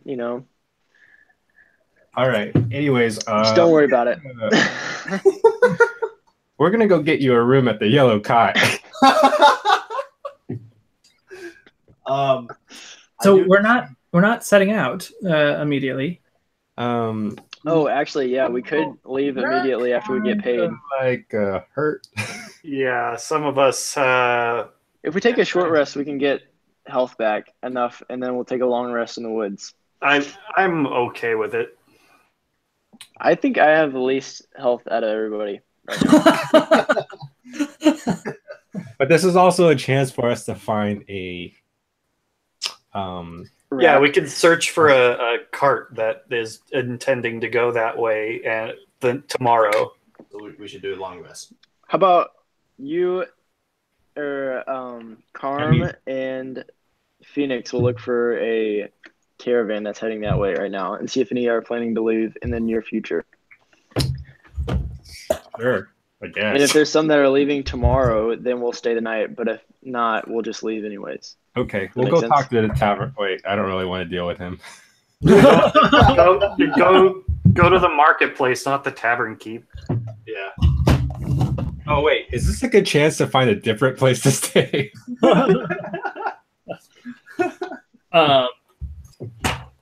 Yeah. So what is actually going on now? Okay. Shoot, where's my list of names? So me and Carmen are going to find a caravan. A cavern. Another dungeon. Another dungeon. The caravan. Okay. And the other group are going to the office. Does Lesson know that we're doing this? She heard our plan about this, right? Yeah. I was not under the impression that you guys were trying to keep it a secret from her. Okay, good. Hey I there. want her to be like offended, for whatever reason. I'm surprised she was confused why we wouldn't be setting off immediately, looking at the state of some of us. Well, I mean, I was just rescued from Trogs, and I'm ready to go. So, She knows sarcasm, but not third wheel. who knows? Her deception is quite high. Perhaps she knew what third wheel meant all along. Insight check. It's a little late. All right, there's supposed to be another page, but I can't find it. So, oh well. Okay. Inside check on that. That's truth. Okay, let's do the people going to the office first. So, Alden and Veneer. And Julian. And Gallandan. All right, so you guys, you've now kind of come into town, and the offices, you run into the offices before you run into the marketplace. So you four peel off and head towards the offices of the Deep Guard. You poke your head in there, and Julian asks the person who is behind the desk, who at this point in time would be Bretta. She asks Bretta, if Goran has stopped by recently, and she says no. The last that she heard, Goran was still actually at his the mayor's office, which is in his home, and so you guys make your way kind of back out of this office and head to Goran's place. You head up the road a little bit of the ways. Julian approaches and knocks on the door. And a halfling, kind of nicely dressed, opens up the door and asks, oh, can I help you, etc. And Julian says, actually, I'm hoping to talk to Goran. We have some news to discuss about the mines. If you could send him to the office at his leisure, that would be greatly appreciated. And then you all head back to the office. Where you end up waiting for a little while, and then sure enough, Goran shows up, knocks on the door. You let him in, and he kind of so he enters the room. At this point, Julian is behind his desk where he had been doing some of the work while waiting for Goran. The rest of you guys are just sort of around the room. While we were out waiting for him, I prepare the 17 hands that I have collected. Okay. 17, is that the true number? That is the true number. Okay, and those are all left hands, or they're all left hands. All left hands. So you started out just arranging them on Julian's desk. And then, yeah, and then I got bored and started making some of them point middle fingers and Julian, around the fifth hand or whatever, Julian just goes and knocks them all off his desk, which he is trying to work on, and you pick them back. Then I go and try and find Goran's desk. There's another desk, perhaps not Goran's desk, but another desk, and you arrange the hands in this very nice display, I'm sure. Julian, which desk is Goran's desk? Whichever he darn well pleases. Oh. But,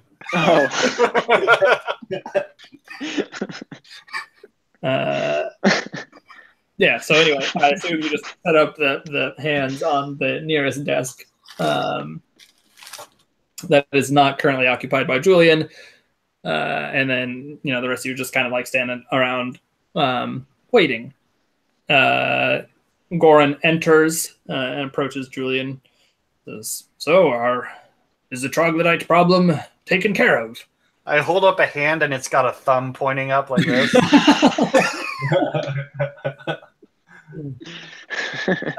Yeah, Goran sees this rather macabre display of body parts and says, I see you've been quite busy. It's a good, and he starts counting them and then gives up, after like 5 or 6. It's a good, Gives up. many trogs that won't be bothering us at least nearly as effectively anymore, I suppose. And Julian said, and essentially, I'm not going to roleplay the whole conversation, but Julian essentially tells Goran, yeah, we think, we found where the troglodytes were coming in. We've collapsed their main entryway. We're unsure, we could not reach the end of the tunnels. As far as we went, it looks like it went quite far and quite deep. But this is as good of a solution as I think we are going to be able to get for the time being. There was nothing more I could have asked for these guys to do than they have not done. I believe that they have earned their pay. And Goran kind of looks at him and says, so this is a temporary solution? And Julian says, it is the best solution that is available to us. And I already have, dwarves working on making it even more permanent than it was before. And so Goran says, well, on your word, then I suppose, what was it we agreed? 130 gold pieces for the job? Can I insight check him? See if he's knowingly botching that number? Yeah, you sure can. Oh fuck! Oh boy. We just lost our money. Like, I'm pretty sure it was just 100, but I'm gonna keep my mouth shut. So but Julian, no, it's like no, that I wouldn't that wouldn't affect that. I know that the number was 150. It's just whether or not I think that he is intentionally fudging that number. That's what that is. So okay. I think that he genuinely thought that it was 130. Okay, all right, gotcha. What? Yes, you think that he genuinely thought that. So, are you gonna say anything? I believe that it was 150. 150. Oh, that sounds rather high. And Julian, can you back me up on this? Goran, you know as well as I that it was 150. Oh, fine. I guess, Julian, you aren't interested in a bonus after all. He counts out the 150 and says, all right, well, I hope this is money well spent. Julian, if I start hearing about more trogs, we will have to have a good long talk. And then as Goran's making his way out, Galandan kind of like elbows Julian, and Julian says, oh yes, yeah, just a minute. And they are going to now discuss, their arrangements. If you guys aren't interested, feel free to leave. Otherwise, peace out. Okay. All right. So Goran stays back talking with Julian and Galandan, Alden and Veneer. Can I pat Galandan on the back and be like, we'll see you in a few days? You sure can. You won't even insight. See you in a few days. All right. Hey, Galandan, keep track of the months because we've got that bonus coming in. Remember that. Keep track of them. The months. Yes. Y'all are gonna be. I tap him on the shoulder and say, yes, the months. What is Galandan's intelligence?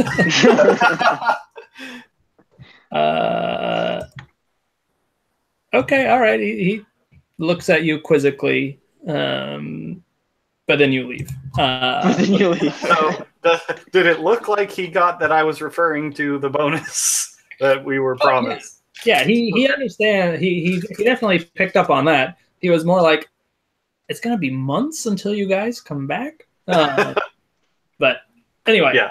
Okay, so now we will swap over to everybody else. You guys are going to the market to try to find a caravan. Is that correct? Mm-hmm.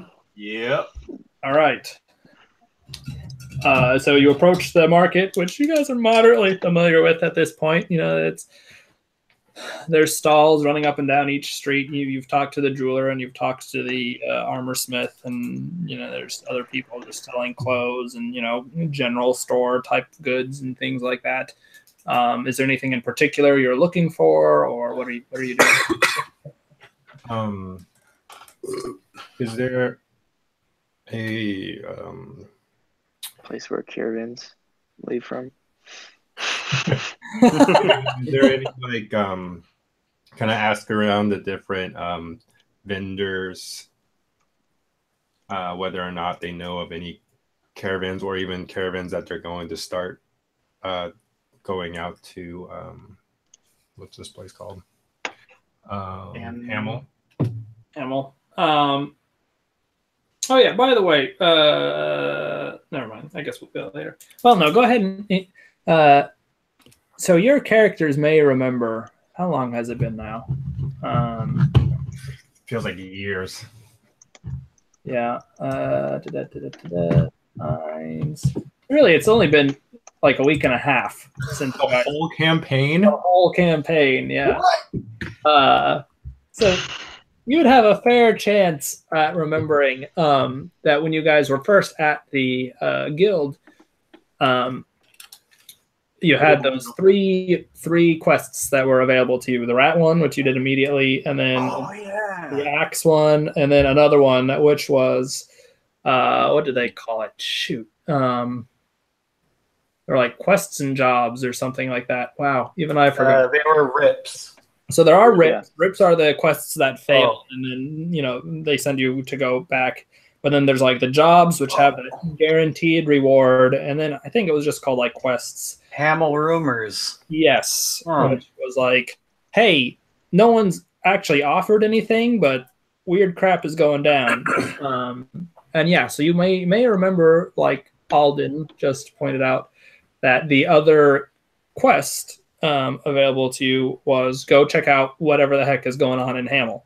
And can you still actually see that?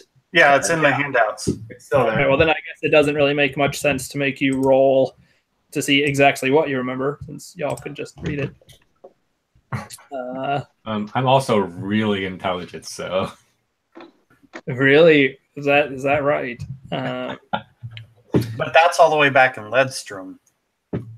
That's like 2 days back to Ledstrom to get the quest tag to start. Yeah, if you actually wanted to like pick up the piece of paper or whatever for the quest, yeah, you'd have to go back to the Ledstrom Guild in Tennisford. But if you recall, these ones don't really have any sort of guaranteed reward anyway, so there's not really much point to go and try to officially take on the quest, I guess. That's what I'm saying. But yeah, so I guess you guys can read that if you want. People are being altered. Changelings' throats are marked. Sorcerer is working foul enchantments in Tals, which is how you pronounce that, which is the name of the forest.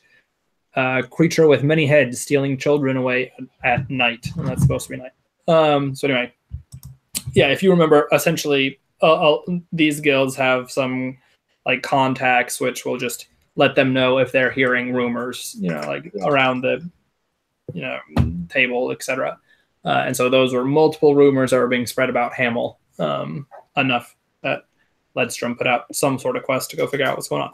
Okay, so y'all are kind of going around in the marketplace, seeing if anyone is expecting to, if they're sending anything to Hamel in the next couple of days, or if they've heard anything about people making their way there.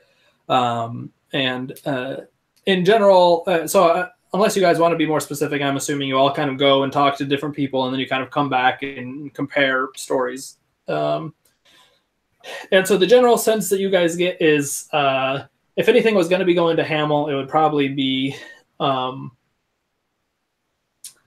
some caravan that would have dropped off produce or something at the probably at one of the inns or the taverns. There's not much that comes out of Hamel that's not just food. So most of the people here in the marketplace don't really have anything to offer to you. But you also get kind of the same stuff that Amias was saying before. In general, saying, oh well, if you had come a couple months ago, we were doing trade with them quite often, but it's been drawing up these days. Not nearly as much has been coming out of Hamel, and they haven't been buying as many of our things either. But if you wanted to, be sure, you should either check with some of the inns to see, if they have recently restocked, and so there might be a caravan heading back that way. Or you could check with, and they give you the name of Bertrand Stonehood, who they say is kind of their chief maker of like farming equipment. He kind of runs a farm, and then on the side will make plows and yokes and things of that nature, which would be what Hamel would be primarily interested in from Ormond's Delve. And so those are kind of the two leads that you have been able to glean that seem the most likely to pan out.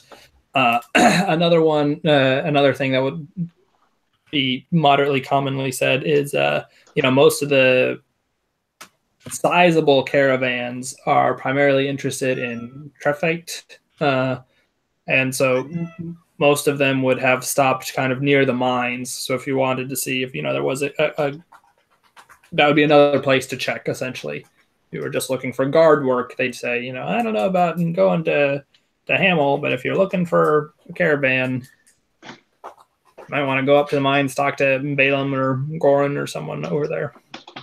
Okay. So you guys who left the office, what was your intention afterwards? Are you trying to meet up with people, or are you going to the tavern? Alden, I know you have your little mask thing to check on at some point. But yeah, essentially I expect we were going to try and meet up with them, to find them in the marketplace somewhere. All right, so we'll say that you guys made your way to the marketplace and were able to meet up with everybody and sort of exchange this information, so you can all be caught up. Okay. So we can see if the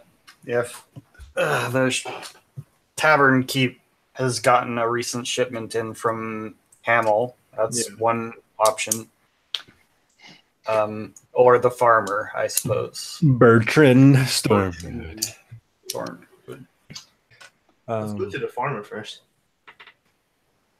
We'll just split up again, and we all have to go to the tavern in the end anyways to sleep. So might as well just stop by the farm guy first. Yeah.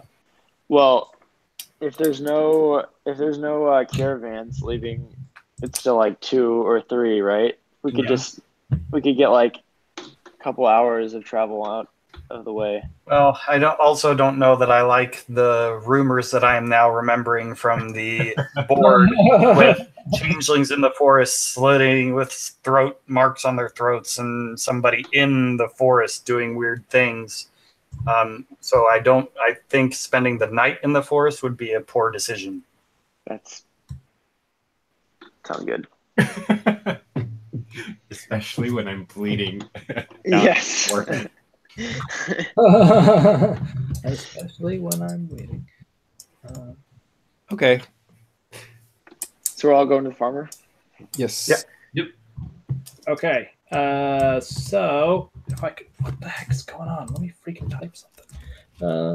Sorry, I'm trying to keep notes online, which is kind of annoying.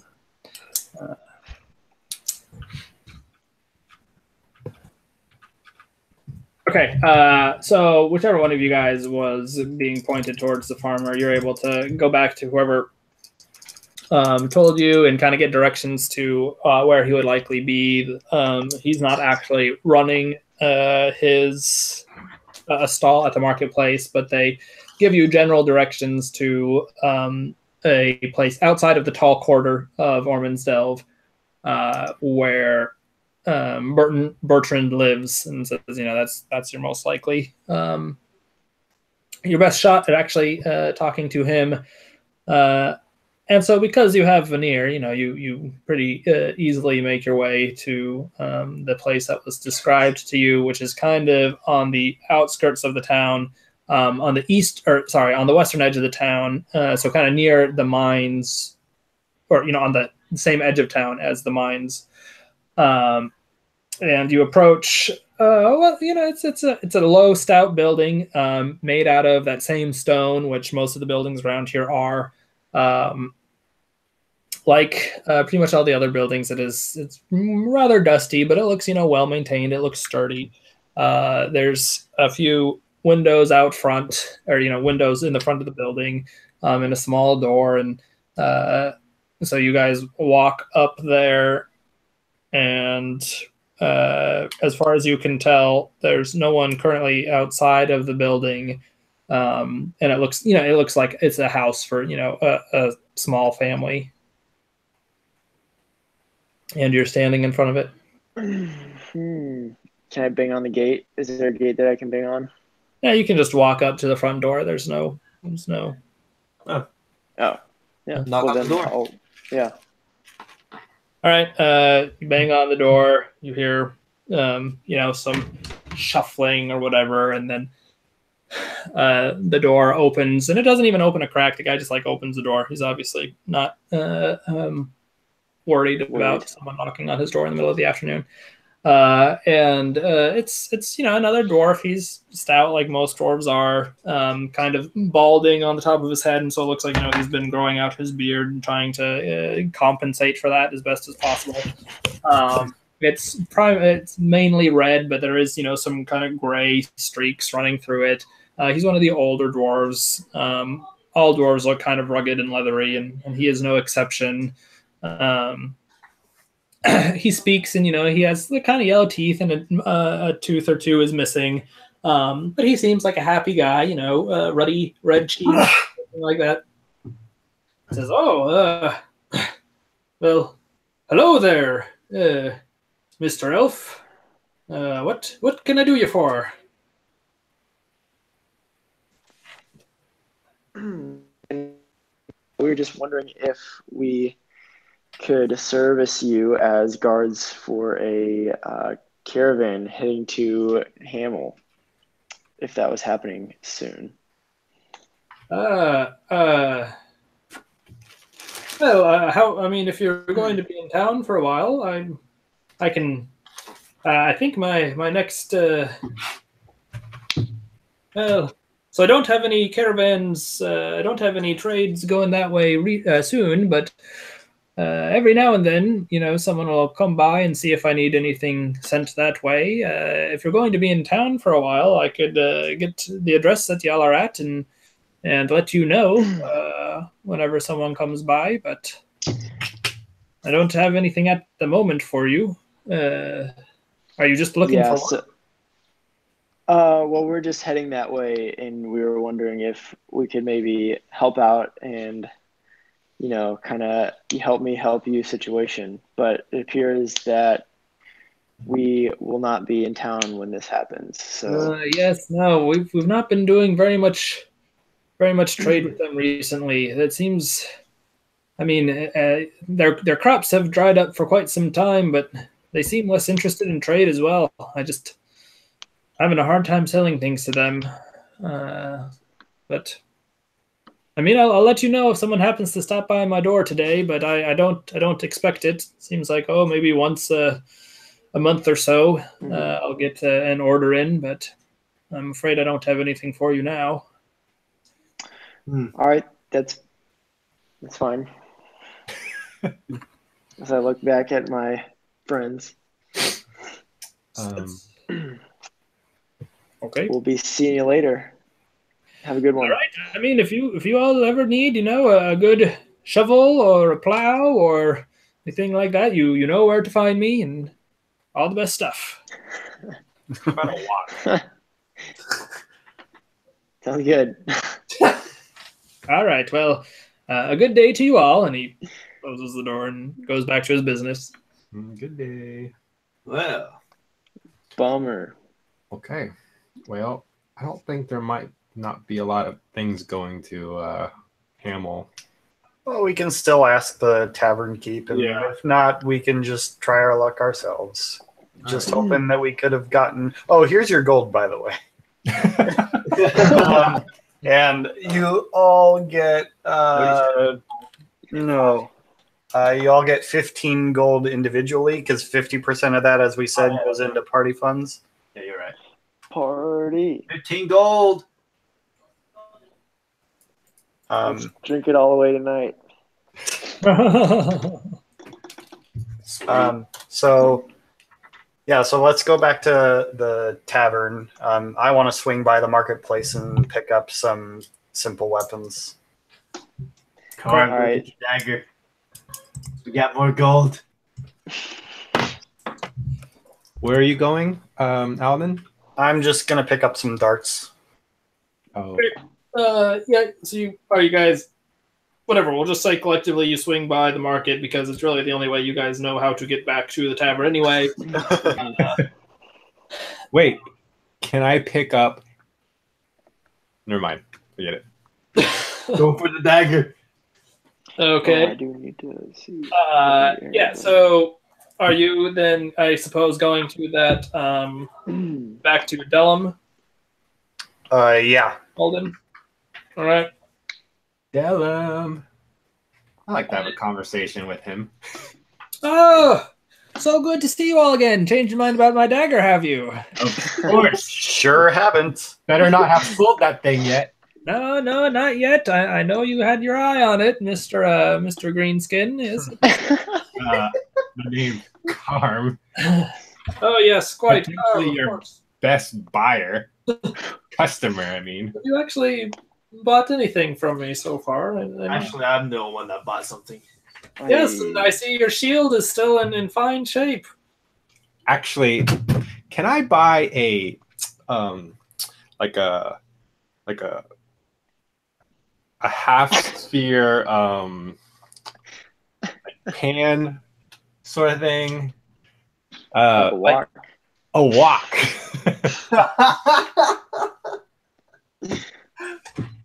What? For cooking, but it's like more spherical than like pan-like. I can sell you a shield. There, Is it all metal? spherical. I mean the lightning resist the Trifite one. Yes, it's all metal. Can I put it over fire? I don't know what would stop you. Can I cook things in it? I've never tried. So I'm guessing you don't sell any cookware. So what you're describing to me sounds like a shield. If you want, I'm sure I could make what you want, but no, I don't have it on hand. Just draw it. As long as I can cook something in it, I'm okay with it. But how much is Buy this it. shield? I bet it's really expensive. Just buy a helmet. The Trifite shield is 30 gold pieces. Yeah, you know what? It's still a little too early for me to buy anything there. I would like to buy 20 more arrows, though, if that's cool. More arrows. All right, sure enough. So you will need to mark off. What? No, it's not here. Would I know if he would be interested in any magical items? That's 1 gold piece from you, Alden. So, Carm, magical items are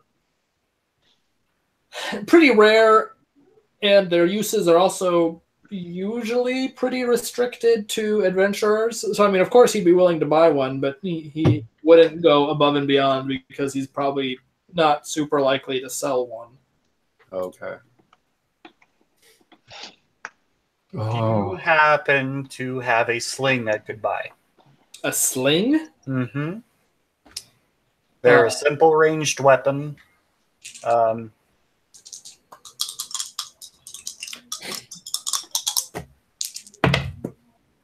Wow. Okay. Yeah, he sure does have a sling. Holy cow. I would like to buy one of those, please. Okay. That'll be 1 silver piece. Okay.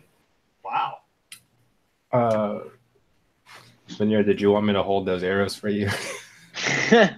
Oh, yeah, sure. You don't hold them. And I hand us just a nice stack. But I say, try not to break them. What's this? So then Dellum turns back to you, Carmen. He says, "Well, so because I just sold that shield the other day to your friend there, and he gestures at Phoenix. I've been working on a replacement, and it's about halfway through now. And so he kind of goes to the back and he pulls out what looks like so when you see Phoenix's shield, it's kind of wood and leather, and then like a metal on top of all of that, right? So the metal portion is slightly smaller, but fitted to the shield. And so what he pulls out is essentially the metal portion of this next shield he's been working on. So it's pretty thin, and it's probably flatter than what you are looking for, but it's not currently affixed to anything. And he says, so if this is near what you're looking for, I could probably heat this back up and work on it a little and give it a little more curve. Is that the sort of thing that you're... Yeah, maybe with like handles at the end of it. You probably need to ask him how much this is going to cost. I could put handles on it, I suppose. It'll take a... Simple handles. Could just be like hooks. Just simple, real rough looking. Doesn't have to be anything spectacular. Okay, all right. Well, so, my shields normally run for 10 gold, but if I could... this is a custom job, so... Probably want to just go to a cookware. It'd probably be cheaper. Tell you what, you give me another day to get the work done, and I'll sell it to you for 4 gold pieces. 4 gold pieces. Okay. Let's do it. Okay. Wow. You realize we're leaving in the morning. Yeah. That's true. Well, then tell him it doesn't have to be a rush job. Okay. Could you also then throw in just like a simple metal spatula, kind of a long handle? Sure. That'll cost you another gold piece, though. Oh man, 5 gold pieces for the whole deal. Yeah. Okay, sounds good. Wow. Great. I should have it all ready for you by the morning, if that works for you. You see it? Oh, by the morning. Yeah. And okay, sure. All right. Also, don't sell the dagger.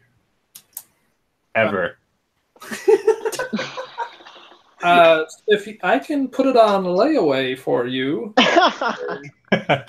We'll talk later. Anyways. I can't make any guarantees then, but okay, we will talk. Get all the items from the inn. Is there anything else I can get for you all? Do you have any darts? Sling and darts, huh? One's bludgeoning, one's piercing. Sure, he'll have darts. Oh, you just yes, I have some darts. Can I buy like 8? 8 darts? That'll be 4 silver pieces. And to be clear, those are pretty reusable, right? Yeah. I mean, they're just like little slivers of metal with like fluff at the end, right? I mean, yeah. Okay, 4 silver and 8 darts. Okay. How much would it take? Oh, no, never mind. Yes. I see curiosity in your eyes, my good Dragonborn. How long would it take to repair the armor? My damaged chainmail? Oh, heavens. I don't remember exactly what he said last time, but the gist was repairing it, and it would be about as much work for him. Well, it would be a lot of work for him. How much do you have plate armor? Let me look up what I said, because that's more of an extravagant request. Actually, how much would that cost? Yeah. Plate armor is 1500 GP. Well, I'm out. Never mind. Like, that's ridiculous. What? Why is it that expensive? 18 AC. Oh, I mean, Probably. chainmail. Pay to win, Kevin here. Is there a Buying gold those shop? gems? Is there a gold shop? Spend my gems. So I guess I got 5 gold pieces. So you already. Wait, sorry. So what was your question, Kevin? Well, if plate mail costed 15. Right. Yeah, he doesn't have that anyway. But you said something about gems. He's talking about the cash money shop. Cash. Oh, okay. Is there something between the two, chainmail and the plate? So he doesn't have anything between chainmail and the plate.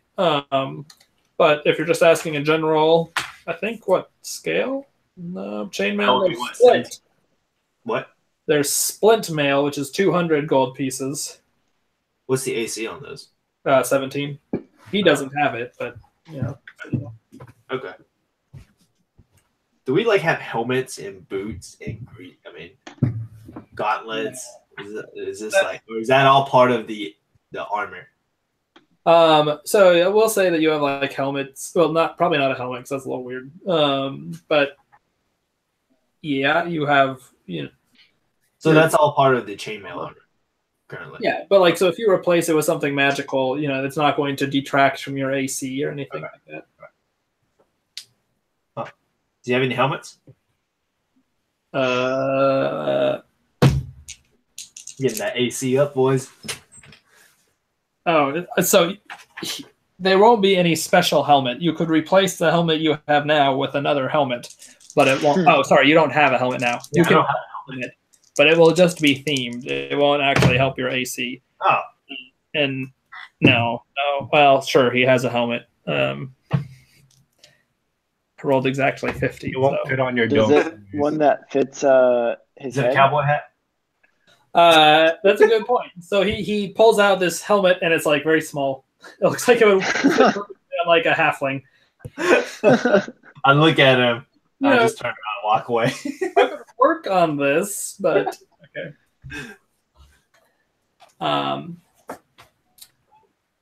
Anything else from this guy?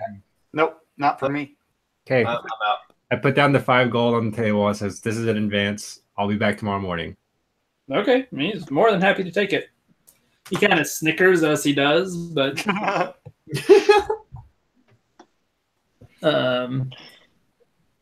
okay. What do you guys do now? Tavern, or rather innkeep. Okay, so going back to the yellow cot. Yeah. Okay. Oh, I should have done this. Okay, so it's now around 5 in the evening. As you make your way to the Elcott, you enter and shoot, what was that girl's name? I don't know.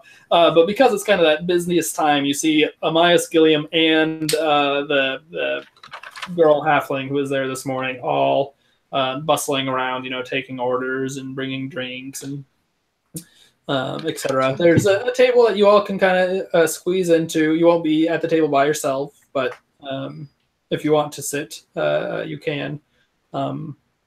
Otherwise, I'd like a meal. okay. So you guys do then, I assume, sit. Gilliam, kind of, having established a relationship with you guys for better or worse, comes back and oh, so good to see you all again. I have to say I did not have any complaints about last evening, nor did any more errant holes appear. So I think, and I appreciate that. Are y'all going to be needing your rooms again tonight? Yes. Yep. We Oh, wonderful. Okay. We'll need one extra room, actually. An extra room. Oh, okay. Would that be? And he notices, or he did notice that Lissa was a new companion. Oh, for the lady, I see. Well, so you all happened to meet our 3-night special. So that would just be a gold from each per room this evening. But then, since it's the lady's first night, that would still be the 2 gold pieces needed for her. But Bummer. she's a lady. She has her own money, right? No, she has nothing. Wow. Does she have any weapons of any sort? Backpack? Anything? She has. Yeah, so she has a scimitar that's kind of at her waist. and a short bow as well. Okay. Be short timbered. I'm just gonna take 3 gold out of the party fund Okay. and call it good. Sounds good. I will, I guess, flip him one of my gold pieces. All right, he takes it happily. Wait. Oh, hold on. right, because that's 1 for me, and then so that should have been for my two gold from the party stash for her, and then 1 gold for mine for my room. I don't know what I was I thinking. thought you were just throwing it all in there. I didn't. I don't know what I was thinking. No, I was like, no one's gonna call him on that. I mean, okay. I was like, huh. That can't be right. I literally don't know why I said that. That was weird. Man, he's So so we- good at RP. Wait, me and of us? Karma are still splitting a room, right? So we'll just it's 10 silvers make it gold, right? Yep. I'm always confused. Yeah, so we'll just both hand them 5 silvers instead of Alden, are you wanting to share a room? I already have my own room. Okay. All right. Hey, let me get the room on the other side of Alden, away from the Carmen Veneer. Sure. All right. Yeah. Whatever antics Gilliam rolls with. He does, however, kind of like when he gets the 2 silver pieces, or the 2 5 silver pieces from each of you guys, and then notices that the lady is getting a room to herself. He just kind of like raises an eyebrow and sort of shrugs. And, Yeah. Okay, would y'all gonna be eating with us as well? We can bring out some good old mushroom soup for you. If you like. Wait. What do you guys have? I mean, that's just the best in this town. I look around the room and see what everybody else is eating. Okay, let's. Nope, not there. All right. So you do see some mushroom soup. You also see beef stew is on a few different tables. I pointed that. Yeah. Point at that. Okay. Okay, so I'll just give you the rundown on the menu. There's the ale for 1 silver piece, corn on the cob for 3 copper pieces, cheese and crackers for 6 copper pieces, the beef stew for 3 silver, and sliced oranges, which are 5 copper a slice. I'll take a beef stew as well. Oh, wait. All right. Sure. yeah. You take. Are you done? Or is there? Yeah, I'm done. That's all. That's all there is. I'll take So the 2 silver, 3 silver. 3 silver for the beef stew. Yeah. Oh, I'll take the beef stew and the corn on the cob. Okay.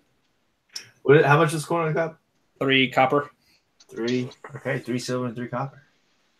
Now, just to make sure I'm not doing things weird, isn't it 10 silver pieces to a gold piece? Yeah. Okay, you said 5 earlier, so I just wanted to make sure. No, it was. I think Okay. he was saying we both paid 5. Yeah. So they both paid 5. Ah, for the okay, room okay. together. Got it. Okay, I thought just making sure I had the things right. Yep. Nope. You got it. And then I'll ask the innkeep. Have you had any recent deliveries from Hamel? Yes. Well. Yes. Actually, we that stew you're having is made at least partially from goods from Hamel. The oranges as well. Is the owner of the caravan staying here by chance? Yeah,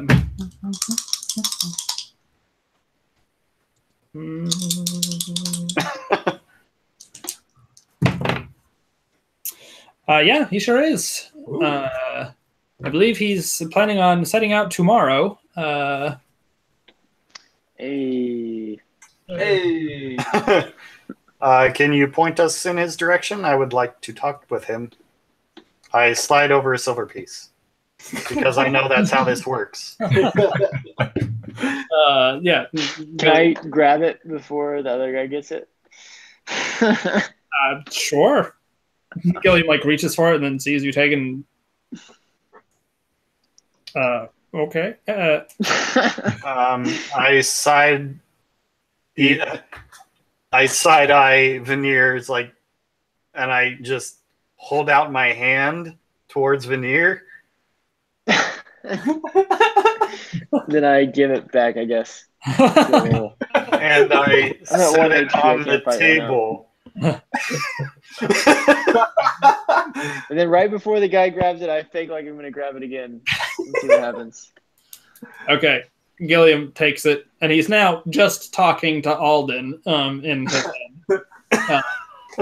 Like, hey. So now, oh wait, no, I lost the thing. I no longer know when people are talking to me or telling the truth. Damn it! Oh well.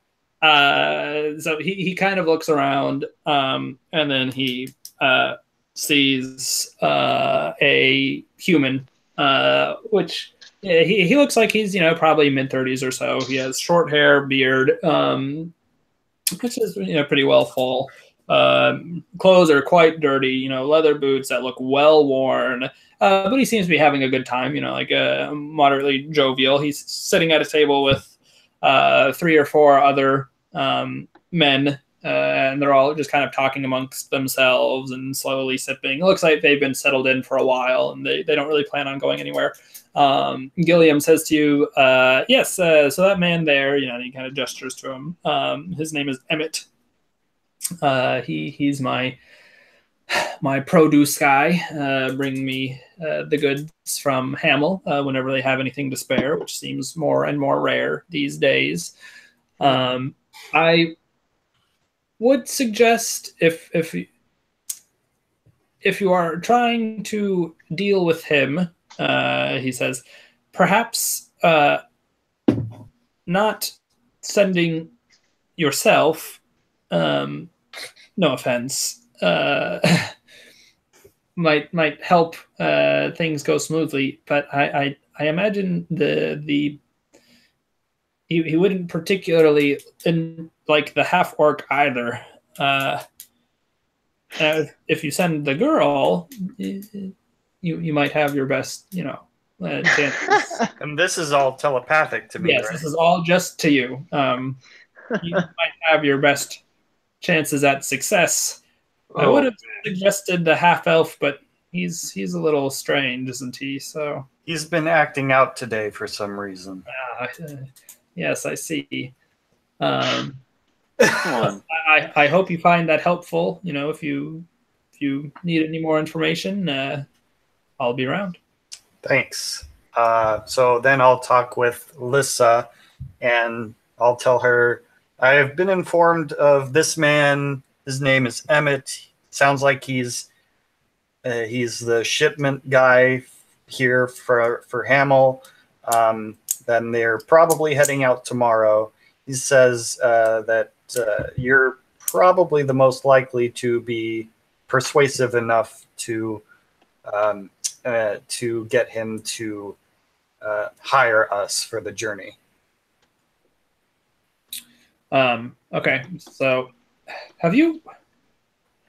I always forget that you are so telepathic all the time. I guess you would have somewhat gotten used to that in the tunnels. It's up to you, but yeah, essentially, as you allow it, most of my conversation is telepathically broadcast to everybody at the same time. Right. Yeah, we had that talk before. It's weird because it becomes normal for the party, but then for anybody else, they should probably react to it. But I forget because it's so often just the party. Yeah. But anyway, we'll gloss over that for now. So Lissa says, okay, so what exactly? I'm just trying to get him to hire us if he's going back to Hamel. Is that? That is correct. We're trying to earn a little cash on the side for spending purposes while trying to help your kind.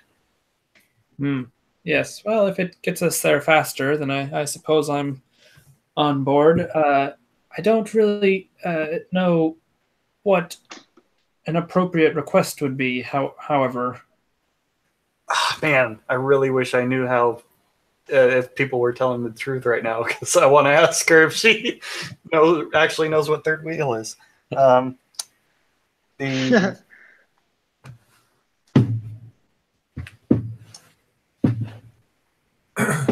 are your kind flirtatious?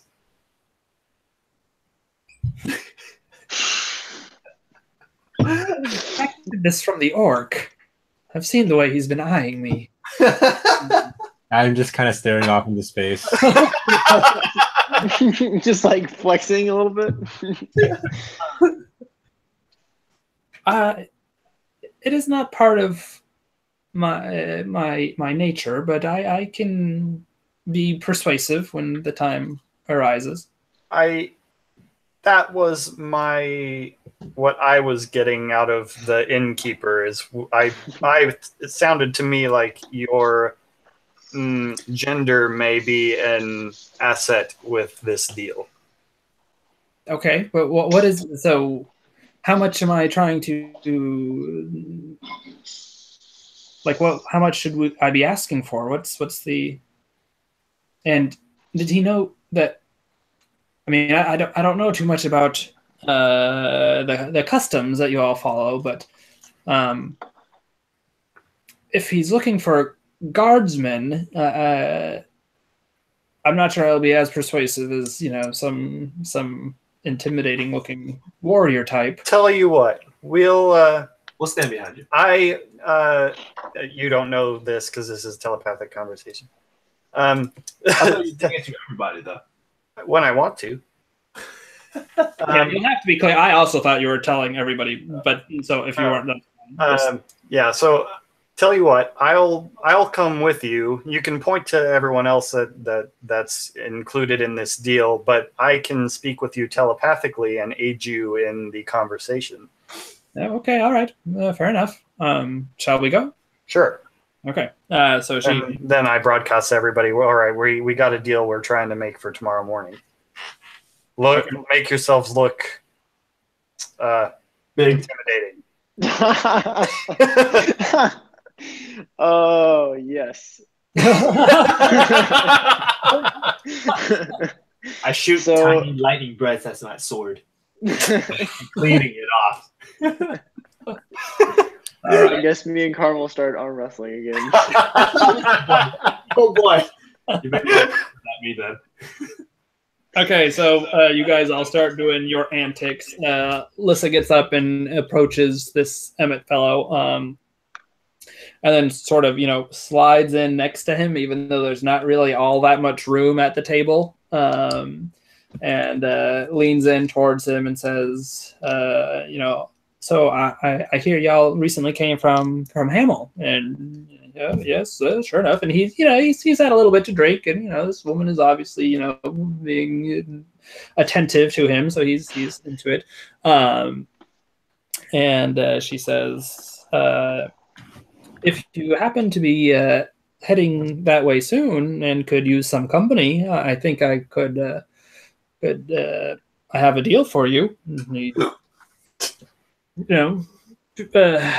Open pays a little bit more attention than he was before. And I tell her to mention at some point taking the shortcut through the forest. Okay, sure. And he goes, yeah, our path will take us back there eventually. So what's this deal you're talking about? And she says, well, I have a group that's pretty capable at keeping people safe, and we're always looking for work. And if they're happen to wanting to save some time on their trip back to Hamel, they could perhaps be hired for a reasonable price and help make the journey safer. And so they talk back and forth a bit. The guy was originally planning on, taking the road back because they're not particularly in a rush. They're not trying to return anything to Hamel. these days. But he's interested in shaving off some time, and he's also interested in keeping this girl around in his current state. So I'm just going to have, I guess, her roll with advantage for awesome. Guess we'll say, I don't know if I should do persuasion or deception, persuasion or deception. This is all truth. I guess it is all truth. Okay.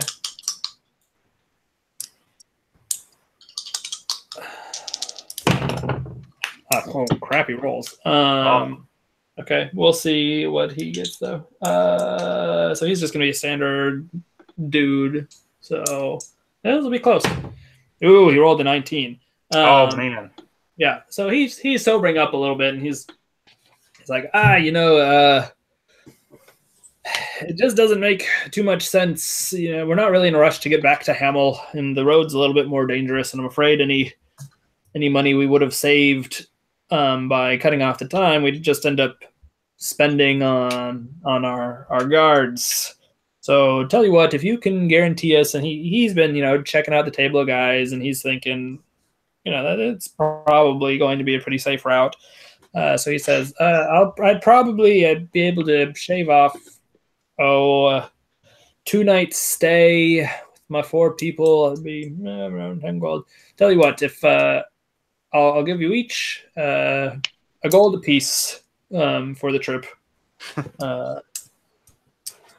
and I'd be happy to go your way. I relay this to the rest of the people that he is offering a gold apiece for this job, and if wondering if they are wanting to take it.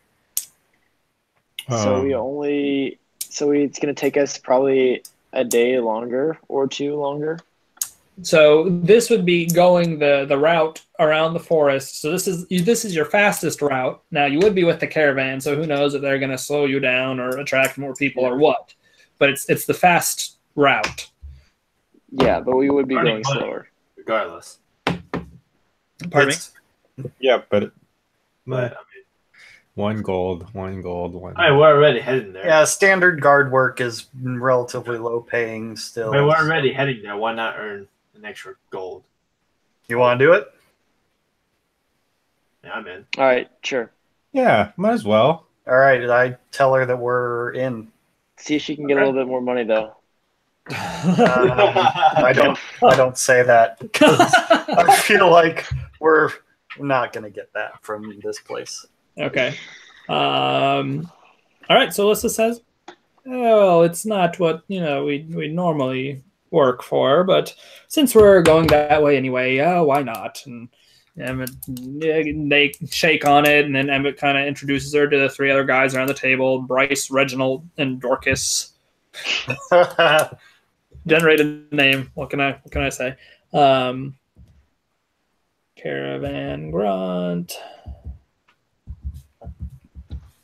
And say, okay, well, we normally we were planning on heading out tomorrow at 6. If that works for you all, we'll just meet here in the common room and head out. All right, sounds good. Okay, great. With that piece of business finalized, what else would you guys like to do? Can I see if she can try and keep up the small talk a little bit, and to see if she can find out if he's actually from Hamel? Okay, yeah, sure. As this is going on, I'm pretty tired since I almost died today, so I'll just head up to the room. Okay. Go to sleep. But before he does that, I hold him back, and I'm realizing he's a little weaker right now than normal, and I ask him one last arm wrestle competition before the day's over. So you're saying he's at disadvantage?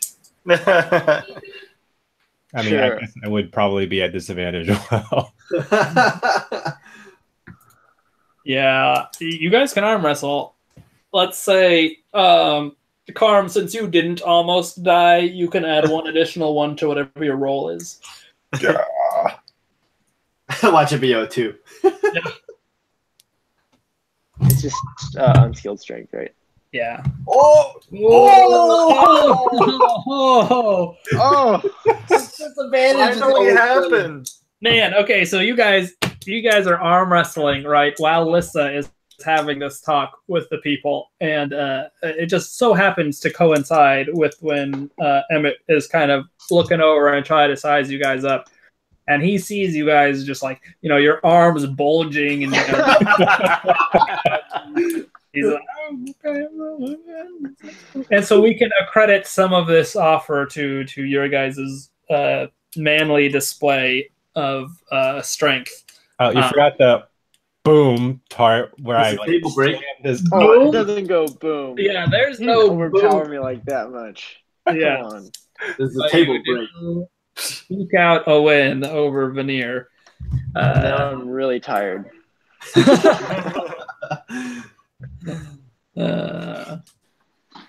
Okay. All right, you go up. Lissa is continuing to kind of chat this guy up, and it's very natural to work in. Oh, you know, so are you from Hamel? And he says that he does. You know, he runs one of the farms that are kind of on the outskirts, and so he sort of explained to her that Hamel proper is quite small. You know, it's essentially they have a temple to Lassimile there, which is kind of the main part of Hamel. And that's the goddess of nature, if you guys remember from months ago. But most of you know, the people who live in Hamel really live out on these farms that kind of encircle it. And he says, yeah, he works on, he lives at one of the farms that's kind of more on the eastern edge, which is how, you know, he kind of got into this whole caravanning business. He'd always see those other caravans go right on by his farm and decided, you know, oh, well, why not make a little bit of money in the transport as well? And so he's giving a little bit more background information into his own life than Lissa or anyone is particularly interested, but he's been, you know, drinking for quite some time now. So yeah, is there any more directed line of inquiry? I feel like well, actually, this would probably be the best time to get anything out of someone. Just you know, just if he's heard any odd news coming from there, since he's actually from there. Okay. And while all this is happening, can I be making insight checks? Because I'm looking for ticks of indoctrination. Okay. Yeah, you can make a probably not insight, right? Because let's say give me a perception roll and an investigation roll. Okay. Can I use precognitive hunch on this? Sure. Okay. Let me turn that on real quick. Perception and what? Investigation. Perception and investigation. Whoa! Holy cow! 20 and a 28. Holy shit! Yeah. Nice stars. Jeez. Okay. I built a character for puzzle solving. Okay. Well, I mean, also rolling a 20, so getting Yeah, that was ridiculous. Jeez, that is crazy. Okay, yeah. So she mentions, and we'll say that, you know, like you yeah. So she mentions that she's heard, because I'm assuming that you didn't just tell her, hey, ask if Hamel's weird, right? But kind of just rumors. Yeah, said, okay, well, you know, people around here say Hamel's not doing too well these days. You know, have you heard anything about that? And Alden, you catch, you know, that just for an instant, it seems like, you know, his drunkenness drops, and just for an instant, he kind of gives her a glance, which is a little bit more focused and directed than he'd been acting all night. but then, very quickly he goes back to just regular, chatty, kind of drunken man. And he says, yeah, well, the farms haven't been doing as well as of late. It's fair enough. Haven't been able to get my way over to Ormond's Delve as often as I would like, but everywhere runs into a dry spell every now and then. And will bounce back. It always does. So at that, so with that in that part of the interaction being noticed by Alden, would I then be able to do an insight check about whether or not this seems like this is actually the state, if he's telling the truth? Like, I saw that he made some sort of weird tick when she mentioned rumor. Yeah, you can do an insight check. Okay.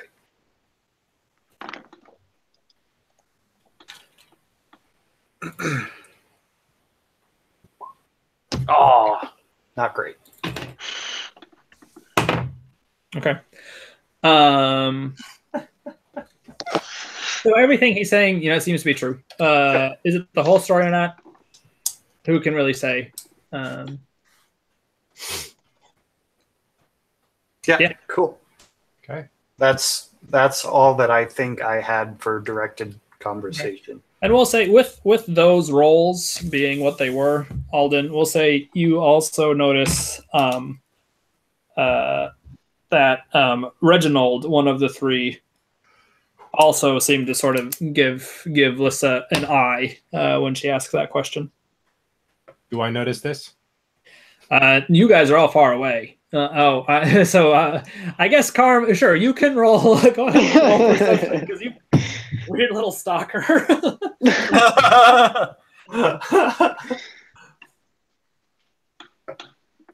Am I perception right? Yeah. Yeah. Ooh, okay. Yeah. So I guess even though really your eyes are only for Lissa, you must be the jealous type.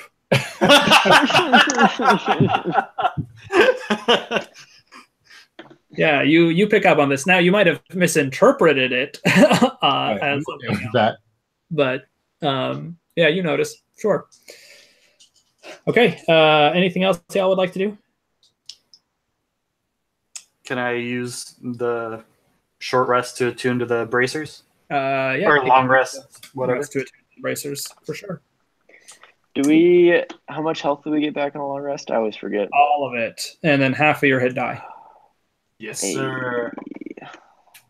Feels good to be back. I'm also going to attune to the circlet. Okay. But I'm gonna wear it backwards so it doesn't show the gem in the middle. Oh yeah, good idea. So it's just like a little bar across the top of my forehead. All right. Anything else y'all would like to do before or during the long rest before you meet the caravan in the morning?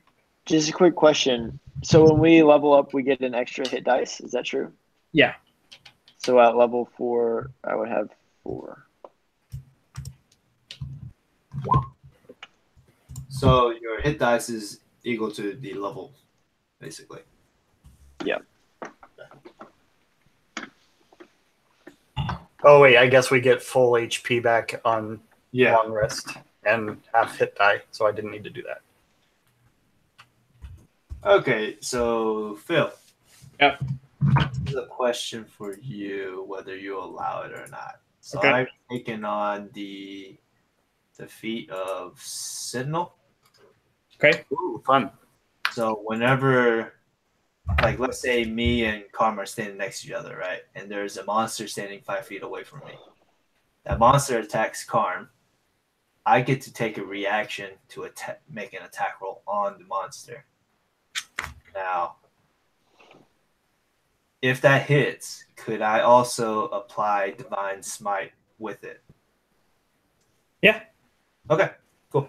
I think so. I mean, I'll look at Any- my smite, but Any attack that hits, you can just do it. I was just making sure. Yeah. I don't see any reason to not. Okay. Can I also have gone and found my mask? Yeah, we'll just not make you guys waste a day, so you get your mask. So that goes smoothly. You find Tarlo. He just happens to have the mask on him when you find him, and happily passes it over. I assume that I am not given back any sort of refund. Because of how quickly his wife did it, he feels entitled to the rest of the gold. Yeah.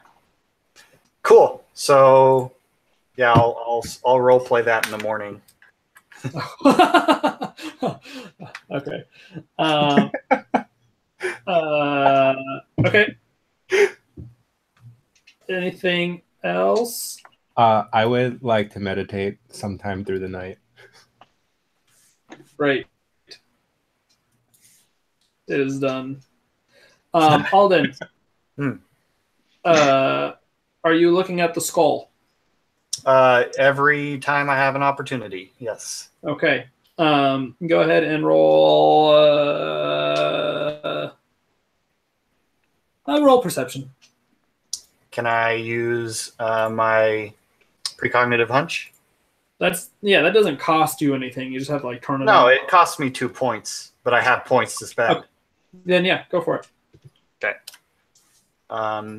So you said what again? Perception. Perception.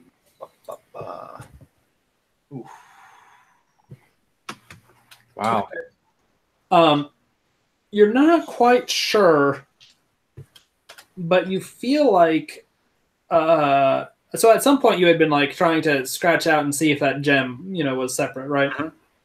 And then stopped when I saw that it was essentially webbed into the mesh of the skull itself. Right. Okay. So, as you've been looking at this skull over the last couple of nights, you have been seeing, where you kind of scored the skull and kind of dug into it, working at this gem. And you're not quite sure, but it seems like those cuts are sort of healing. They're still very visible, so you're not convinced, but kind of I thought this looked worse earlier. I swear, if at some point my backpack starts talking, I am going to be so happy. That'd be so funny. Oh my word! Yeah. Outside of that, you don't really notice anything special outside of the every other night. You do feel like you're still making some sort of progress, but nothing. No watershed moments. Cool. Okay. Okay, so this caravan thing to me is somewhat unexpected, right? So that's cool. But I'm thinking it might work well for me to give me time to flesh out these guys a little bit more, and then just kind of, if we want to, we can role play whatever mask thing you want, but maybe call it here for the evening. It's a pretty natural breaking point rather than pushing on a little further. Okay. When are we all right. doing it next? Ideally 2 weeks from now, right? Do it next week? No, probably the 10th. Would that work? The 10th? Yeah. Yeah. I may not be able to do it because I'll be having surgery on the 11th. What's Knee. going on? My left knee. Tore my ACL and meniscus. Jeez. Wait, Why did so you you're having do that? surgery? Oh, you're going to be in the hospital on the 10th? I'm going to be over at someone else's house, and then they're going to take me to the hospital in the morning. Oh, okay. Okay. That's What? why I asked if we can do it next week and then go 2 weeks from then.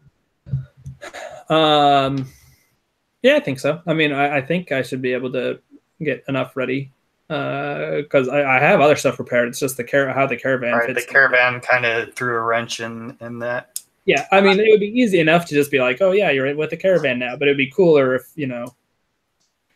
I'm excited because now we have someone from, we have a legitimate way into town as guards of this caravan from.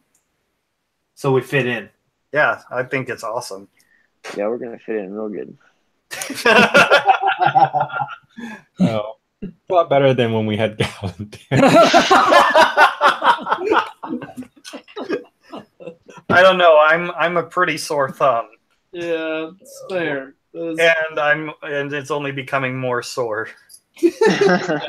Also, so as you guys kind of have this discussion, right? Lissa, when you guys kind of head up to bed or whatever, Lissa would mention to you all, okay, but so I do need.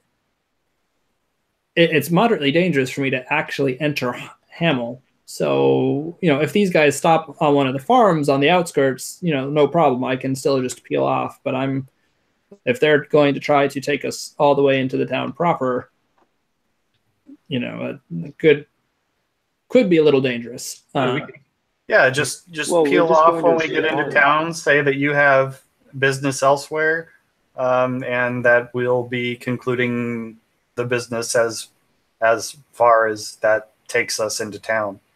We'll meet up with you on the outskirts. Yeah, I suppose. Okay. Any other bookkeeping we want to do before we call it for the evening? Oh, we got our money back, so. No.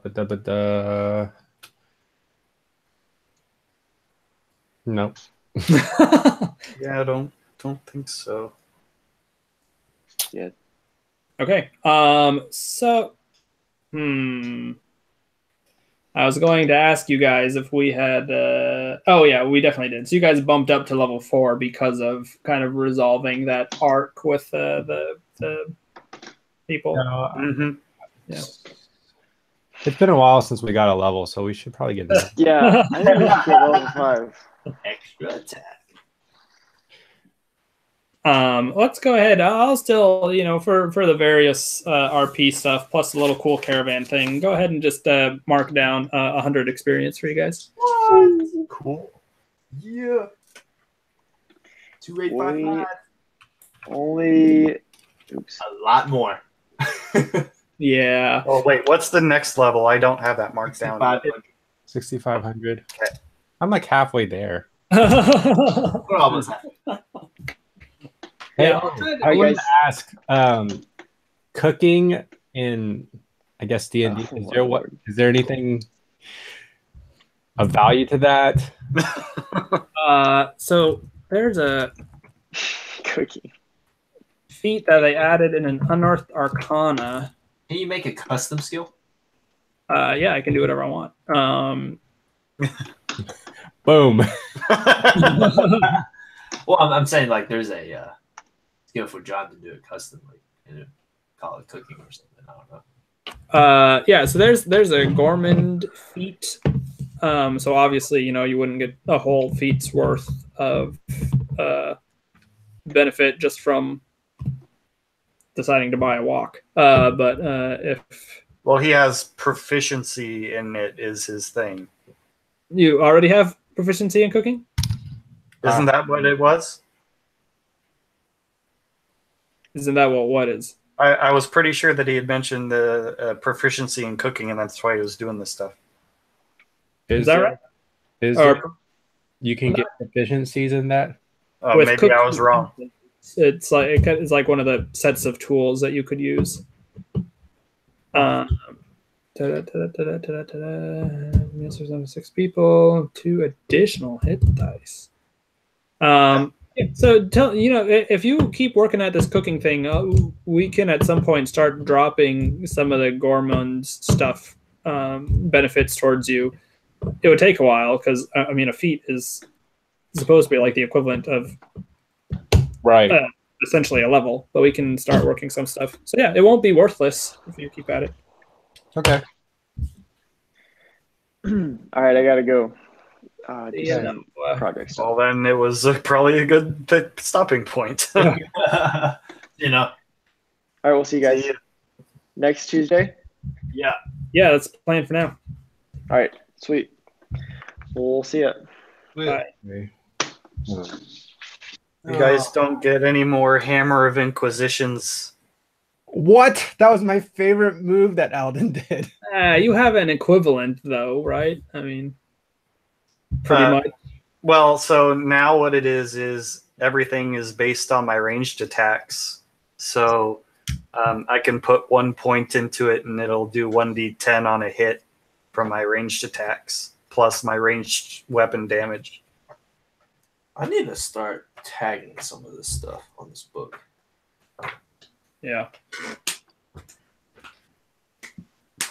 All right, well, cool. I'm going to have to work on this caravan stuff before next Tuesday, but hopefully I can do that. Yeah, appreciate it for doing it next Tuesday. All right. Thanks, man. Yeah, see you guys. See ya. See ya.